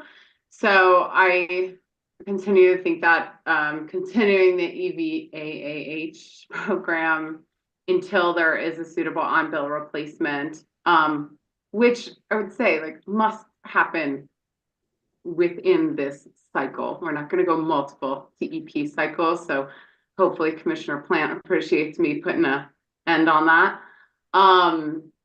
Is the best way to move forward to allow customers to continue to have this option. The one clarification, I can't remember, Mr. Greenberg, since the program ended, you know, I was a little struck that the company was defaulting to company ownership on these after 10 years, and that customers would have to take proactive action to move it from company ownership. Whereas, you know, I at least saw that at odds with the spirit of what the Commission ordered in the inaugural TEP. So since this program is back, I just want to re-clarify that the default option for ownership at the end of the 10-year contract should go to the customer unless there is action by the customer to move it back to the company. Just want to clarify that now that this program is back and alive, because I think that is an important distinction that I think much better fits with my expectations from the inaugural TEP and the spirit of what our intention was for ownership at the end of the contract period. I suspect you're fine with that clarification, Commissioner Plant. I am indeed. As am I. Just a quick follow-up. Did you want to put any language in the RRR order regarding the backup power option? Remember, the company decided it was going to terminate the backup power option also because the EVAAH program was terminated. Now that you've decided to restore that program, Anything you want to say about the backup power option? Commissioner Plant? Well, yeah, I mean, I think that, you know, in light of a variety of other proceedings that are going on, I think having, you know, expanded backup capabilities behind the meter is probably beneficial to the overall direction that we're going. So I would not want to stop that program. Commissioner Gilman? Yeah, I mean, I think the commission already expressed support for that program. It seems to be the company's stance that because the remainder of the program was going away, that they didn't have critical mass to continue it. I anticipate that will be reconsidered with this, because that seemed like a valuable pilot program, especially to the commission, and something that appears to be a potentially vital part of a lot of the different demand response solutions we're looking to, and would be also a reasonable program to transition to on-bill finance as part of the broader suite. So it seems to certainly fit with me at this point in what they're doing, and enjoy support from the commission. I agree with that. Issue 4. All right. The next decision point regards the incentive for the Charging Perks program. In the decision, you decided to triple the participant incentive for this program to $150 per year in order to make it a more attractive option to EV owners than the Optimize Your Charge program, which provides only passive charge management. In its RRR on this issue, the company requests that the commission provide additional rationale for the level of the incentive it directed the company to provide, noting that the $50 annual incentive it proposed was based on an analysis by Guidehouse indicating benefits from the program of less than $25 per participant. So the question here is whether the commission wishes to respond to the company's request for additional rationale for the commission's decision. I can provide additional context, recommendation, or just pause for your discussion. Yeah, if you have a recommendation, a brief recommendation, that'd be great. Sure. In his answer testimony, staff witness Joe McCabe described several significant shortcomings of the Guidehouse analysis the company uses as the basis for its incentive recommendations, suggesting that the actual value Charging Perks provides is substantially higher than the analysis indicates. These shortcomings were not addressed by the company's rebuttal testimony or its SOP. As a result, advisors find no more support for the incentive the company proposes than the value the commission adopted in its decision. As the record provides no credible evidence of the actual value of the program, advisors recommend that the commission make no change to its decision on this matter, other than to require the company to conduct and provide in its next TEP application a more robust analysis of the actual benefits provided by the program. Commissioner Plant? I agree with the recommendation. Commissioner Gilman? Yeah, I agree with your recommendation. Sort of a little troubled by the continuing line that we wouldn't like to have proactive control over these loads. I think that fits very much in, you know, what looks to be the best cost optimized future, whether we're looking at distribution, transmission, or generation costs to serve these loads. So yeah, in addition to that, Mr. Greenberg, you had said look to like a more robust financial analysis of the benefits of this program. I think it would also be helpful to see some data on the operation of the program, like how they're actually using it when they're adjusting the charge. I guess I'm a little concerned that the company does not express an interest in the potential expansion of benefits of actually controlling the charge. That gives me a little bit of pause in thinking they may not be ready, willing, or able to actually optimize the operation of the system. So I think seeing how they have been using it additionally in the next TEP would be very helpful, as part of my concerns that they don't seem to see this as big an opportunity as we do. Yeah, shocking. Anything that reduces future distribution, transmission, and generation capital investment doesn't rise to the top of the list. I don't even know what to say. We may have to find a way to get third parties involved in this through either the VPP pilot or through the ERP.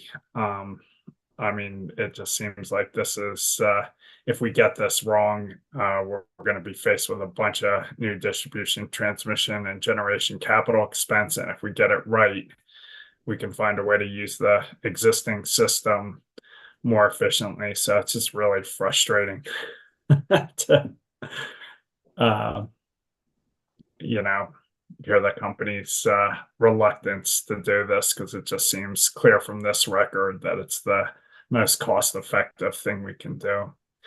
So anything else you want to add, Commissioner Plant? Nope. Does that give you what you need, Mr. Greenberg? Commissioner Gilman? I was just making sure you all are supported. I mean, to that point, in understanding if we need to look at third-party involvement, and given our collective annoyance at the company not seeing this as an opportunity they would like to capitalize on, I take it you support my suggestion. Oh, yeah, if that wasn't clear. Additional information about the actual operation of the system, their use of optimizing the charging. I think really so that we can understand in the next CEP, are they actually using this program in the way that someone who is motivated to optimize the charges would, or not? Yeah, I strongly support it, but may look to find other areas to implement, use the private market to move this more rapidly. And, the tripling is to send a message to the company to, stop screwing around and take advantage of this. So, Mr. Greenberg, does that give you what you need? It does indeed. All right, thank you. I'll move on. The next issue regards the charging window definitions for the Optimize Your Charge program. In the decision, the commission directed the company to defer changes to the OYC charging windows until new time of use periods are approved about 1 year from now. Here, the company is simply requesting that the commission clarify that these new charging windows would be an element of the OYC program and that they can be submitted via the 60-day notice process rather than via the filing of an advice letter. I think that makes a lot of sense to me. Commissioner Plant? Yep, I agree. Commissioner Gilman? I also agree. All right. Greenberg?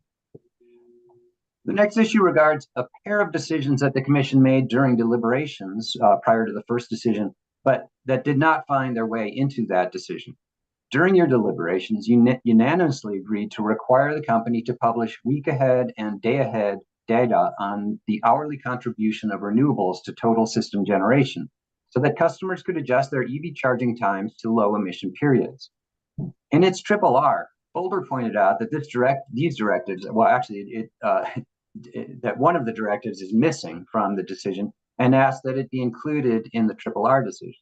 In validating Boulder's request, advisors discovered that in addition to the missing directive Boulder identified, the commission's unanimous decision to require the company to propose via the 60-day notice process an hourly proxy price for the charging perks program that fully reflects the value of avoided curtailment was also left out of the decision. Last week, Boulder filed an amendment to its RRR, alluding to work that it's conducting with the company to explore and identify the feasibility and estimated costs of sharing hourly generation mix data on its website.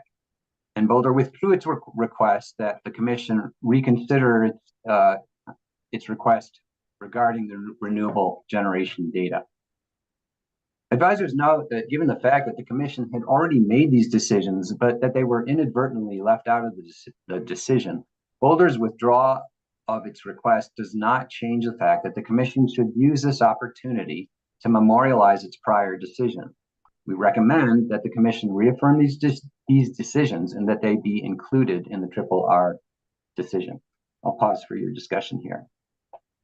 You okay with that recommendation, Commissioner Plant? I am, yes.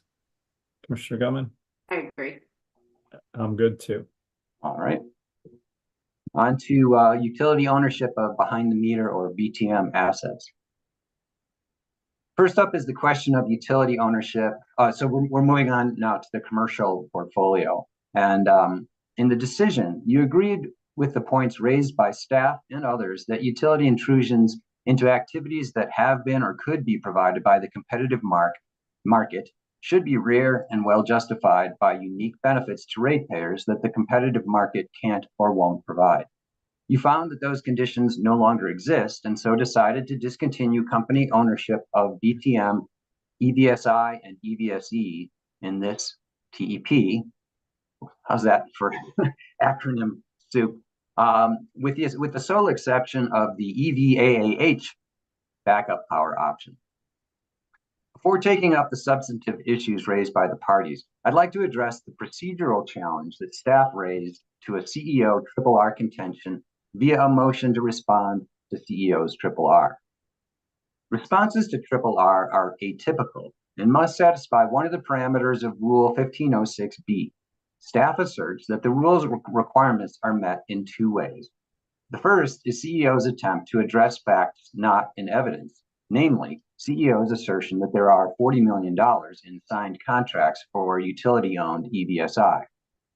Staff's second argument for allowing it to respond to CEO's RRR is that it claims CEO is introducing new and material issues on RRR for the first time.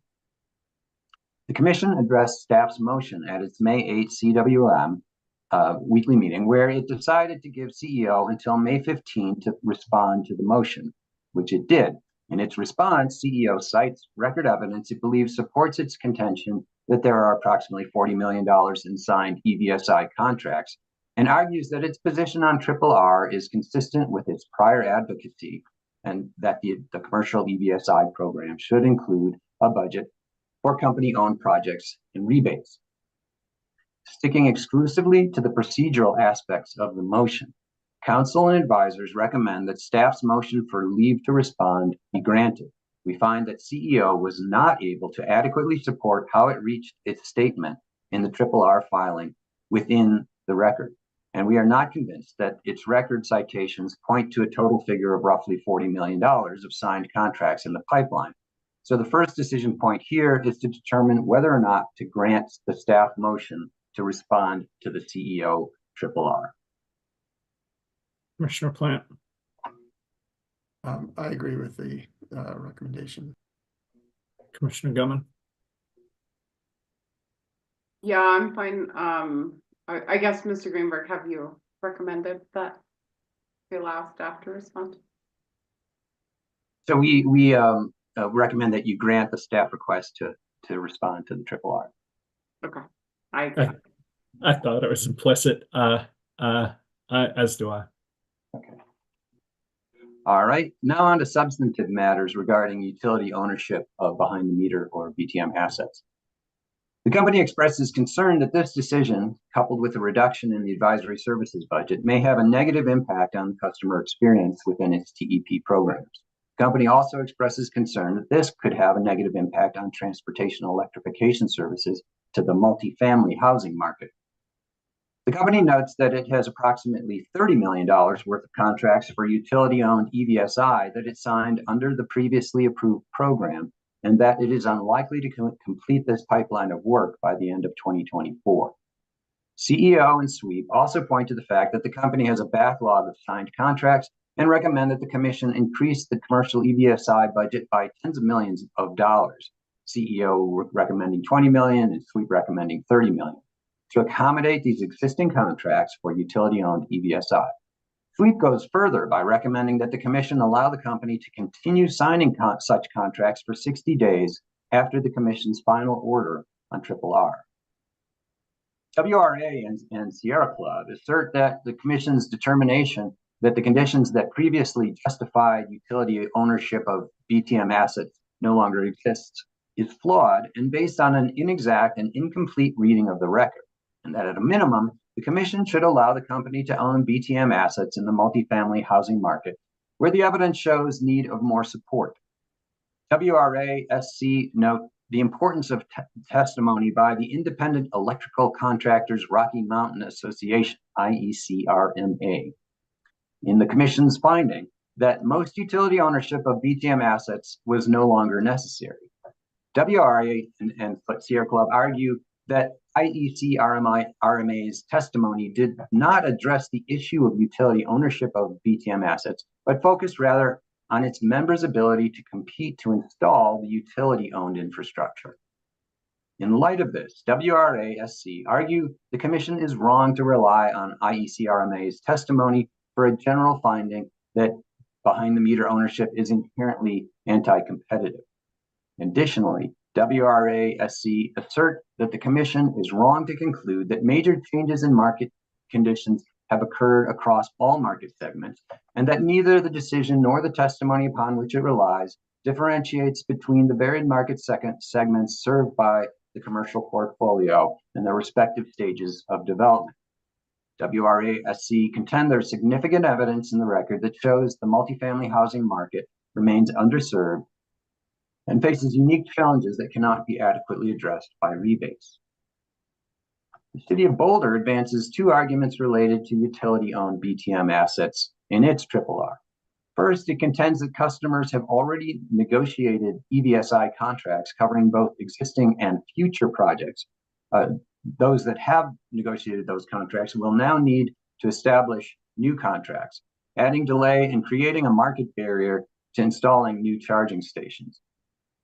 Second, Boulder contends that the Commission must clarify if customers of the existing EVSI program must now install separate and additional EVSI for future projects that receive approved rebates, or if the new EVSI can be integrated with the existing EVSI supported by funds approved in the inaugural TEP. Boulder asks the Commission to allow company ownership of EVSI for current and planned public sector projects under existing contract terms, and to allow any customer to choose between 100% company-owned EVSI and a 50% rebate on customer-owned equipment. There are 4 decision points regarding commercial EVSI. The first is whether the Commission wishes to reinforce or alternatively retreat from the position it took in the decision that utility ownership of BTM assets should be rare and clearly justified by unique circumstances that clearly demonstrate net benefits to ratepayers. I can provide a recommendation or pause for all your conversation. Why don't you get all 4 decision points on the table at once, All please? right.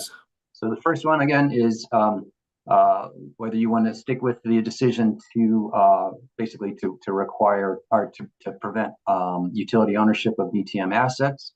The second is whether or not to allow the company to honor contracts for company-owned behind-the-meter assets that it had signed as of April 10th, 2024, the mail date of the initial decision in this case, or to extend that to 60 days beyond the publication date of the RRR decision as recommended by SWEEP.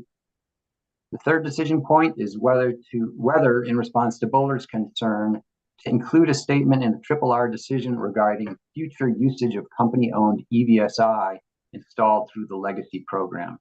I can just for clarification, again, this refers to whether or not EVSI installed, already installed or under contract, could be used in the future, given if it had sufficient capacity for new projects. The fourth decision point regards whether, and if so, how the Commission wishes to respond to arguments made by the company and WRA that multifamily housing is a case in which the competitive market is not yet ready to step in and replace the company ownership of EVSI.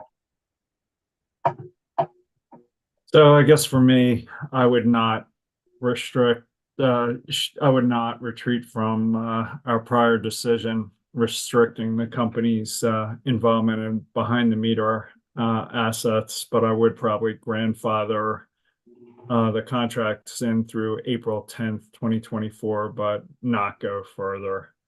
So that's where I'm at, but curious to hear what you guys are thinking, Commissioner Plant.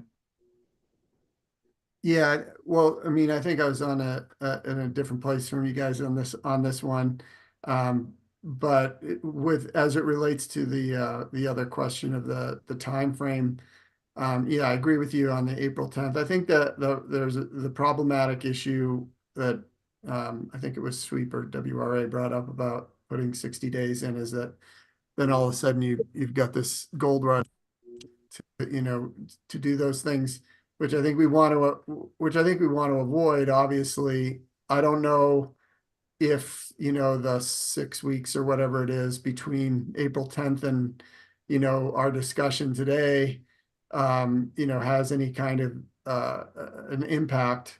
We could just, make it June 1st and there wouldn't be enough time for a gold rush, but it might cover those systems that maybe have happened between April 10th and today. But, on the other hand, the company knew about this decision, and so they should have stopped offering it. I'm fine going with April 10th, or if you guys wanted to, give some sort of a period in between, I'd support that as well. Commissioner Gutman? Yeah, I would agree with you, Chairman, on reinforcing our decision on utility ownership restrictions wherever possible and where the market seems able and willing to serve.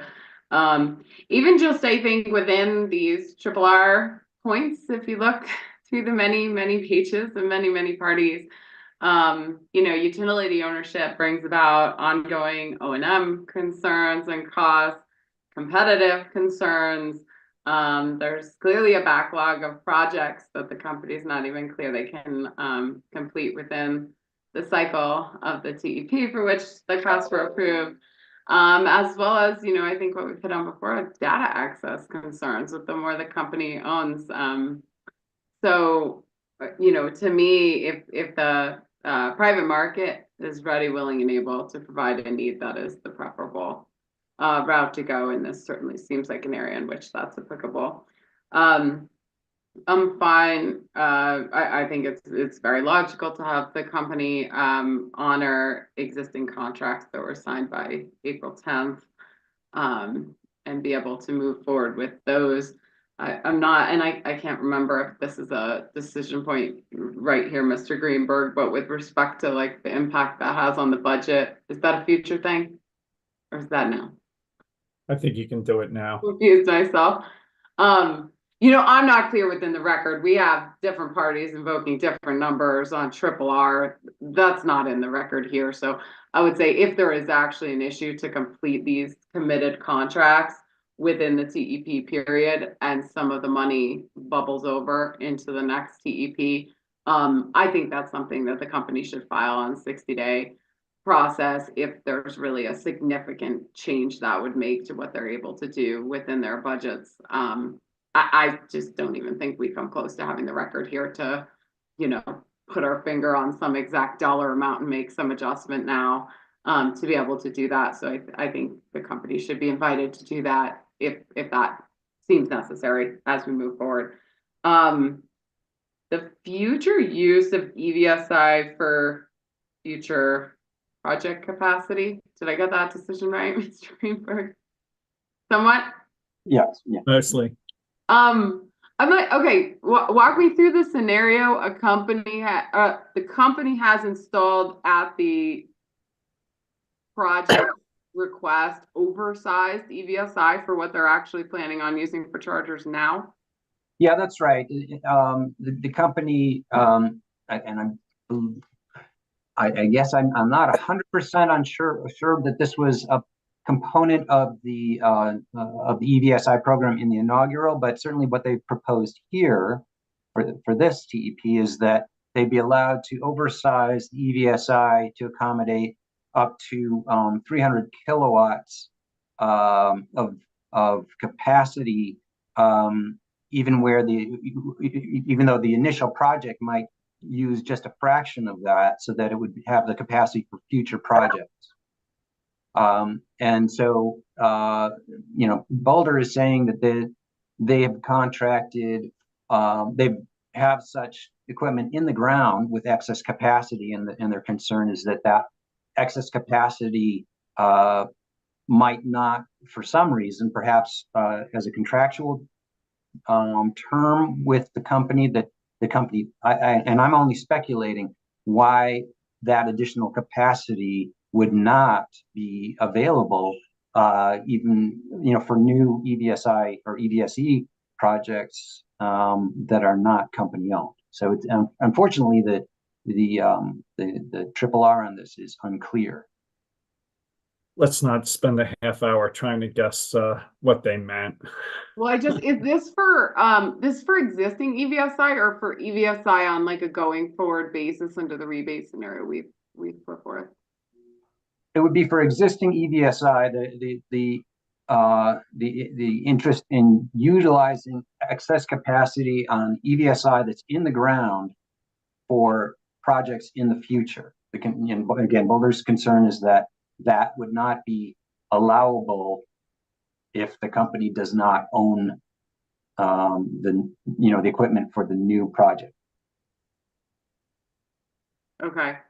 I mean, I guess to me, if EVSI was installed with the purpose of providing that customer with the opportunity to electrify transportation to the extent that was oversized, the additional capacity should obviously be able to be used by that customer to electrify transportation. That's fine by me. I don't want to spend 30 minutes I'm a little trying to confused guess by anything more. So does that give you enough what you need to do an ABC decision, Mr. Greenberg? Or not an ABC decision, but does that give you enough to draft an order? I think so. Yeah. Do you have any concerns with that, Commissioner Plant? Nope. All right. All right. Move on. Just keep going. Commission staff asked for clarity in the eligibility criteria for enhanced commercial EVSI for disproportionately impacted communities, indicating that the decision does not specify the eligibility criteria to qualify for higher rebate levels available to DI communities. Staff recommends that the Commission require that 1, the project be located in a DI community census block with an environmental screen score in the 50th percentile or greater, or 2, that the DI community is identified in the Federal Justice 40 initiative. Staff asserts that these eligibility criteria will ensure that the enhanced rebates for DI communities appropriately target the intended recipients. EOC contends that the Commission's decision to cover 100% of EVSI costs for customers in DICs amounts to an equity rebate based on geographic location. EOC asserts that treating the IQ multifamily housing or MFH customer segment differently based on geographic location for rebate eligibility is inappropriate and will diminish EV access to IQ customers who reside in affordable MFH in non-DICs. EOC requests that the Commission modify paragraph 135 of the decision so that the enhanced EVSI rebate levels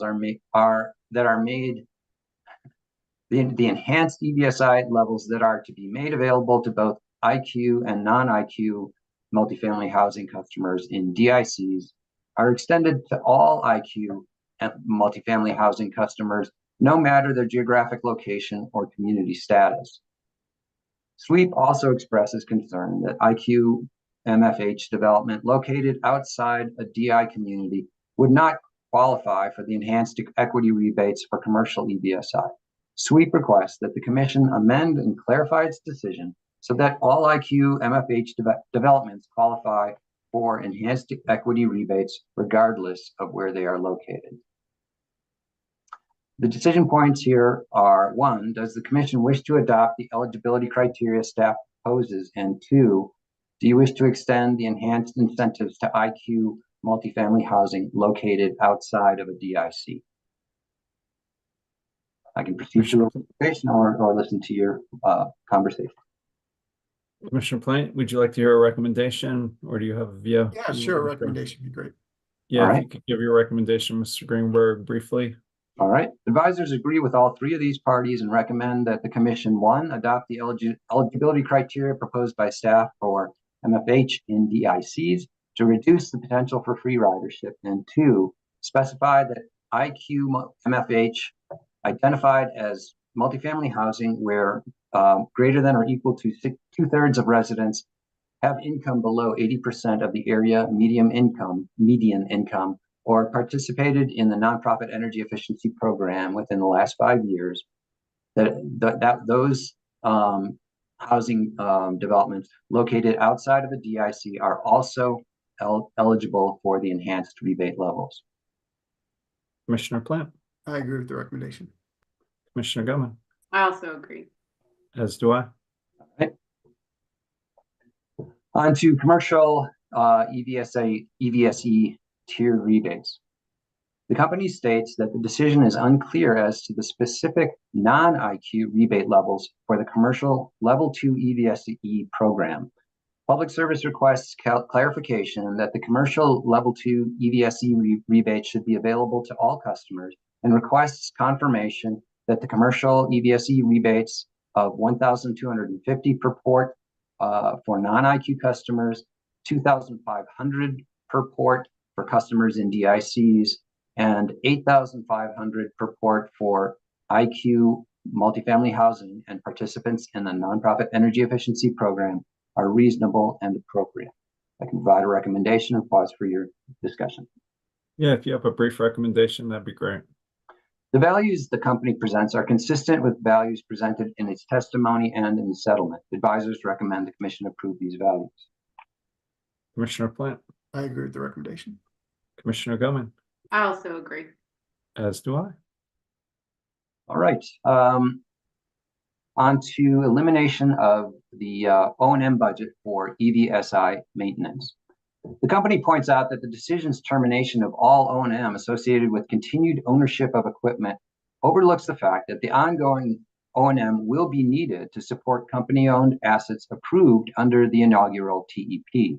The company states that it will need to manage its approved budgets to reflect the trailing O&M and administrative expense to maintain and support company-owned assets that were authorized under the previous TEP. I can provide the decision point. It's not clear that the commission needs to take any action in response, but it may wish to include a statement in the RRR decision that it agrees that the company will need to expend funds from the approved 2024 to 2026 budget for O&M and administrative costs related to company-owned infrastructure that was installed under the previous TEP. I am fine with that language, clarification language in the order. Commissioner Plant, I'm fine with it as well. Commissioner Goman. Yeah, I'd agree. I guess I'd just point out, I would expect these to be very small expenses in that all of this infrastructure is essentially brand new. And the reason for the company's tight controls over the EVSI program and company ownership was largely predicated on the quality that they would get out of that, which to me would indicate lower O&M going forward than the alternative. So just probably expressing my expectation that yes, these can be included, but I would expect them to be quite low numbers. I would support that additional language in the Commission RRR order. Are you okay with that, Commissioner Plant? Yes, sir. Mr. Greenberg. All right. On to the electric school bus program.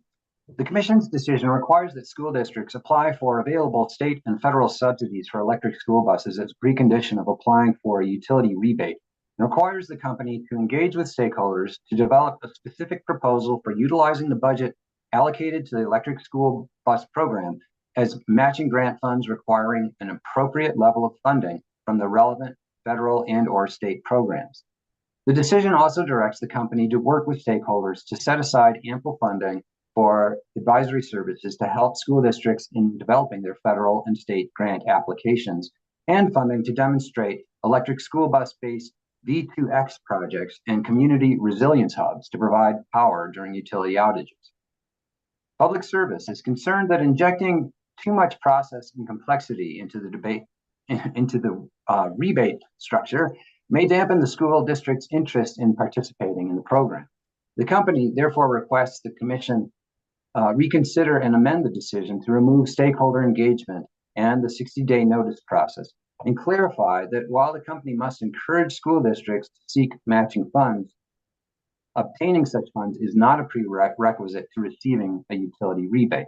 The company requests the Commission instead direct it to focus its time and efforts on providing advisory services to school districts.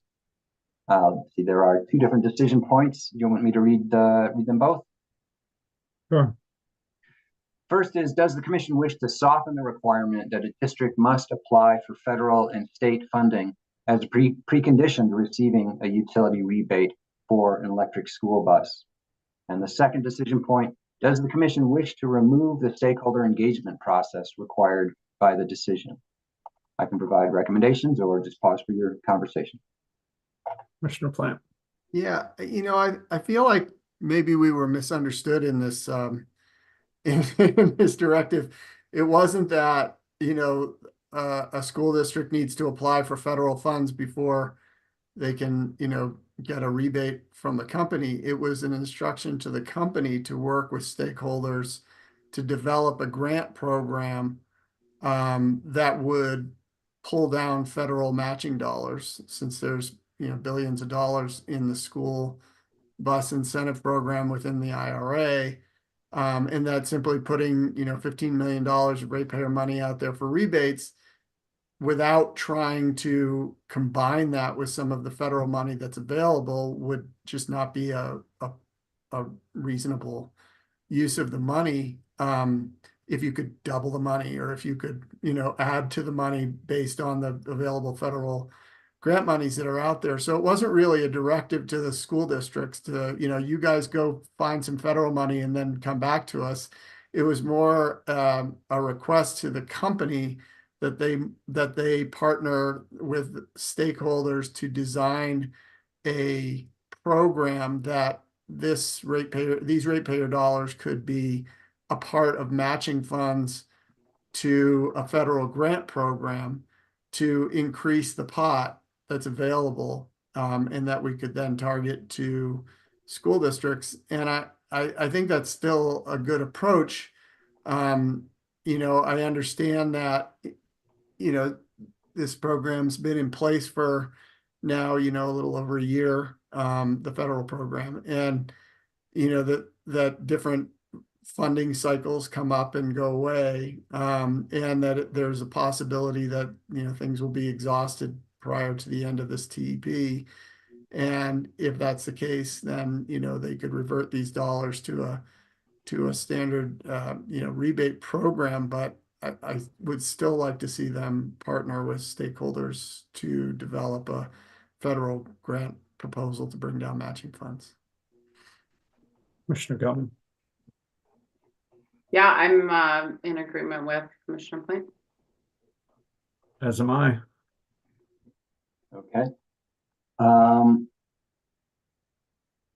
There was also a question about, the company had basically asked to be relieved from the requirement to engage with stakeholders to really design, I think, what Commissioner Plant was discussing, as well as budget set-asides for V2X and I think Commissioner Plant answered that, which is we're going to keep to the stakeholder process to help develop the broader grant program. Do you disagree with that, Commissioner Plant? I agree. That's what I say. Does that make sense, Mr. Greenberg? Sure. All right. Okay. Next issue. WRA and Sierra Club argue that the decision appears to establish a general presumption against utility ownership that would apply in future TEPs and exclude turnkey programs. WRA-SC requests that the Commission clarify that the passages in question apply only to this case and to strike the language suggesting otherwise, arguing it's not prudent for the Commission to tie its hands for the future, given an evolving market and likely unforeseen challenges to EV adoption that may arise in the future. Further, the parties argue the Commission, while it may exercise discretion in applying SB 19-077 standards, is not empowered to establish new standards altogether. Additionally, regarding paragraph 99 of the decision, WRA-SC argue that the Commission appears to base it solely off a statement made by staff that there's a long-standing norm against utility ownership of behind-the-meter assets, which is not supported by any evidence. WRA-SC therefore requests that certain language be stricken from paragraphs 81 and 99 of the decision. So the decision point is, should the Commission strike the language in paragraphs 81 and 99 that WRA and SC assert ties future Commission hands, and that it believes establishes new standards? I can provide a recommendation or pause for your discussion. I welcome a recommendation, Mr. Greenberg. All right. None of the language WRA suggests excising establishes an absolute prohibition of company ownership of BTM assets. And the language it would strike in paragraph 99 establishes an eminently reasonable test for why the commission might, and in the past has, considered allowing BTM ownership. Advisors recommend that the commission reject WRA's arguments and reinforce the principles behind the language it objects to in paragraphs 81 and 99. Regarding the contention that the commission is establishing a new standard, the commission could acknowledge in its RRR decision that this commission cannot bind future commissions. Commissioner Plant, I agree with the recommendation. Commissioner Gummin, I also agree. as do I. All right, on to continuity of programs and funding. Both CEO and SWEEP recommend that the commission specify that the company can continue operating the programs approved in this TEP at constant budget levels if the company's next TEP application is not approved prior to the expiration of this one at the end of 2026. CEO recommends that the programs and associated funding levels be continued until a final decision in the subsequent TEP becomes effective, whereas SWEEP recommends that the programs and funding should continue for 60 days following the effective date of the commission's final decision in the 2027 to 2029 TEP proceeding. SWEEP also asked the commission to specify that programs from the inaugural TEP should continue until 60 days after the effective date of its RRR decision in this proceeding, or until the company files its compliance filing, whichever comes first, and that projects invoiced prior to that date would qualify under the terms of the inaugural TEP. The first decision point is whether funding levels and programs approved in this TEP can continue to be implemented should the approval of the subsequent TEP application be delayed beyond the end of 2026. I can provide a recommendation or listen to your conversation. If you have a recommendation, that'd be great. All right. Advisors agree that it would be prudent for the commission to specify in its TEP decisions that funding should continue at the approved levels beyond the term of an approved plan to accommodate the possibility or likelihood that a decision on the subsequent plan may not be effective when the intended term of the current plan expires.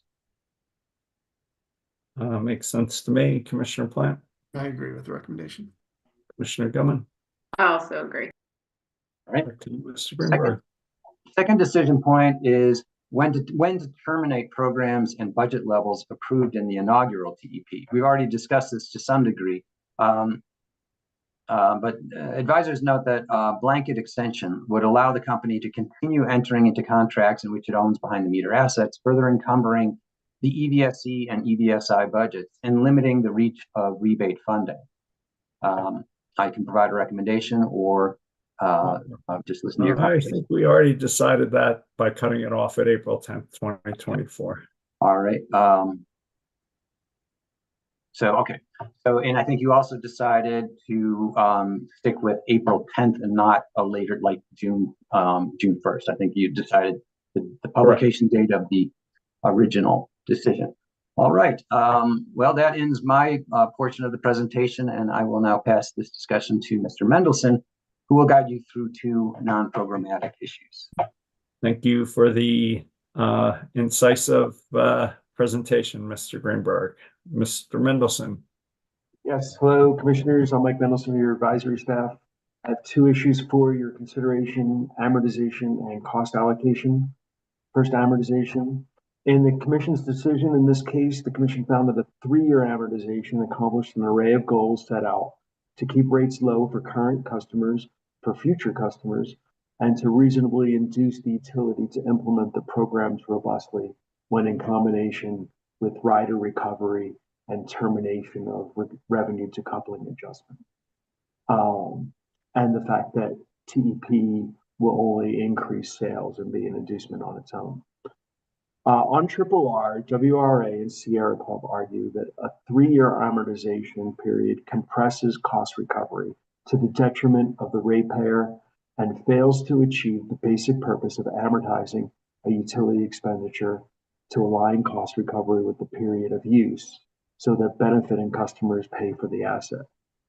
The parties point to their witness, Mr. Jester, whose critique of staff witness, Mr. Hagland, analysis of amortization, stating that Mr. Hagland did not consider, among other things, the time value of money. Mr. Jester found that when accounting for the time value of money, amortization with earnings on the unamortized balance is not a material increase in cost, and suggests ratepayers have discount rates similar to the company's WACC. WRA Sierra Club argued that without new evidence, which is not present in this record, the Commission should not disturb its previous finding in the company's first TEP, where it found the assets associated with these rebates are expected to provide system benefits for years to come, and thus it is appropriate to amortize the cost of these rebates over 10 years. They also argue that 10-year amortization sets an incentive structure that it advances each of the Commission's goals for the TEP and supports effective implementation. I have a few notes for you, and then I'll hand it over to you. First, we note that Mr. Jester is correct in that staff's analysis of cost impact. It did ignore the time value of money. He's also correct in stating that if ratepayers have the same time value of money as the company's WACC, the cost of amortization is always 1.0 times the initial investment. However, we would also note that the cost of the discount rate placed on future benefits is frequently adjusted in testimony as parties seek a specific outcome, and offer the following question. If the Commission determines customers have a discount rate equal to the company's WACC, what then will be applied to calculate the future value of future emissions avoidance? That may produce a result the environmental advocates may not fully appreciate at this moment. Finally, advisors would suggest that, simply put, no party has surveyed or truly knows the discount rate of public services customers.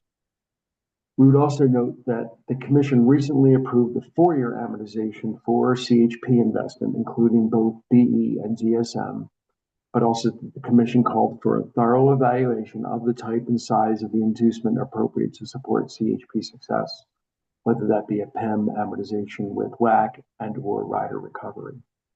So the question here now is, do you agree with WRA Sierra Club and feel it's appropriate to adjust the amortization period? Commissioner Plant, for me, it's either stick to our prior decision at 3 years, or maybe I'd be open to 4 years, but I wouldn't go beyond that. But curious to hear where you guys are at, Commissioner Plant. Yeah, I mean, I'd stick to 3 years. I think, what we've tried to do in these amortization questions with the CHP and with this one is align amortization with the term of the actual program that we're approving. This is a 3-year TEP. I think having a 3-year amortization keeps it consistent, and so I would stick with that decision. Commissioner Goen? Yeah, I'm fine sticking with 3 years. It's a balance here between spreading out kind of the costs and rate impacts of this, but also the longer we go out, the more these costs pancake with other future costs. And so I think the 3 years struck a balance. I'm not convinced by the triple R's. We need to do something different. Yeah, and I guess for me, I like emphasizing Commissioner Gilman's comment about the future rate pancaking. I'm really concerned about that. So does that give you what you need, Mr. Mendelson? Yes, it does. So the next issue is cost allocation. In the Commission's decision to this case, it found merit in CEC's arguments regarding allocation, noting that investment in commercial TEP equipment, including DCFC chargers, EVSI infrastructure to support chargers at multifamily housing properties, and school bus infrastructure provides a public benefit and is reasonably allocated in part to residential classes. On triple R, UCA contends the Commission's decision burdens the residential class with an excess $51 million and creates interclass cross-subsidization. Instead, UCA argues the Commission should adopt the allocation embedded in the settlement agreement that would apportion 23% of the cost to the residential class and 77% to the commercial class, rather than the 44-56 split adopted by the Commission. UCA finds fault in the Commission's reliance on CEC's arguments that the residential class are beneficiaries of various TEP programs, and asserts that commercial customers will directly benefit from rebates and be able to monetize the infrastructure they receive through service fees and higher rents. UCA argues that since multifamily residences are currently on a non-residential electric rate because they are likely owned by a landlord or a realty company, expenditures on MFH should not be allocated to residential ratepayers. With respect to the school bus program, UCA contends that residential customers and other property owners already pay property taxes for such things as school buses. They state it is inherently unfair to ask them, these same residential customers, to pay twice, once through property taxes and then again through the cost allocation process proposed by CEC. These local governments should be held accountable to their constituents, the UCA says, for their own choice, and tax revenues need not push consequence of their decisions onto neighboring communities. Essentially suggesting that non-participants should not be paying for participant local communities. I'll distinguish the prompt into two pieces. First, should residential customers be allocated rebate costs that support investment in for-profit commercial entities such as DCFC charging stations and multifamily properties? And then to look separately at the school bus issue. So I'll go first. I mean, I don't see a big value in the distinction between for-profit versus nonprofit, but I am sympathetic to the UCA argument in that if commercial sales are increasing and commercial revenues are increasing sort of in a phase two rate case cost allocation context, I think the cost of the program should be allocated where the increased revenues and sales go. And I feel the same way about the school sales, about the school buses. If the customer class that the schools are in, revenues and usage is increasing, that puts downward pressure on rate, and the cost should be allocated where the revenues and the sales are increasing. So I'm pretty sympathetic to the UCA argument on those grounds. But again, really curious to hear what you guys are thinking, Commissioner Plant. Yeah, so as I understand it, would you then go back to the 23, whatever the split was, 23.70? Yeah, that's where I'm at. So, yeah, I mean, I guess where I've been thinking about it, and I think that's a really good point about the rate, downward pressure on rate and where the rate impacts are. I've been thinking about it in terms of, public benefit and whether or not there's a public benefit, which I think there is in both of these applications. And that's why I was sort of sympathetic to the split that we took in our decision. But I could be convinced otherwise. So I'll pass it over to Commissioner Gillen. Commissioner Gillen. Yeah, I agree with you, Chairman. I think, first of all, where the revenues and kind of benefits by virtue of revenues flow in terms of rate class is an important way to track this. But also, perhaps we went a level deeper than we ever go in other things in terms of who the end user is, right? I mean, there's residential people shopping at every shopping mall and eating in every restaurant, and there's still commercial customers, right? So yeah, I agree with you in terms of the allocation. All right, Mr. Mendelson. Mr. Mendelson, does anything else? So I just want to clarify that. I'll vote Commissioner Plant. Yeah, I'll vote in support of what Mr. Chairman proposed. Okay, thank you.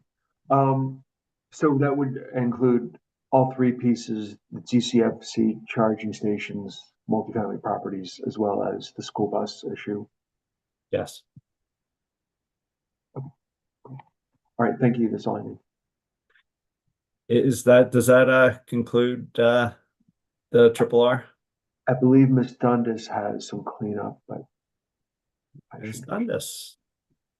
Yeah, we can present this one. There was just a transcription error in the decision regarding requirement of a filing of the updated cost cap calculation. That was just a remnant of the inaugural TEP decision. So a quick vote on affirming that that was a typo would be good. Commissioner Plant, I affirm that it was a typo. Commissioner Gilman. I agree. So affirmed. And then is that going to be a TBC or an ABC decision? I think this probably should be TBC, but Commissioner Plant, preference? Yeah, I think TBC is probably good. Commissioner Gilman, you okay with that? How much time do we have?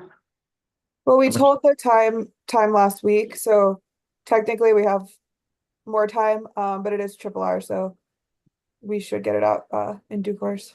Okay, I'm fine with doing it TBC. Now that you're flush. Thank you. Anything else, Mr. Mendelson, Mr. Greenberg, Ms. Dundas, Mr. Greenberg, Mr. Mendelson, Nothing else for me. Thank you. Mr. Greenberg, anything We're all- else? You're all I didn't set. hear that. We are all set. All right, thanks to the three of you. Thanks for the team for moving this through. Thanks for the parties for framing up the issues. And unless you guys have anything else, I think we'll adjourn. Commissioner Plant, no. Commissioner Gilman. With that, we're adjourned. Thanks all.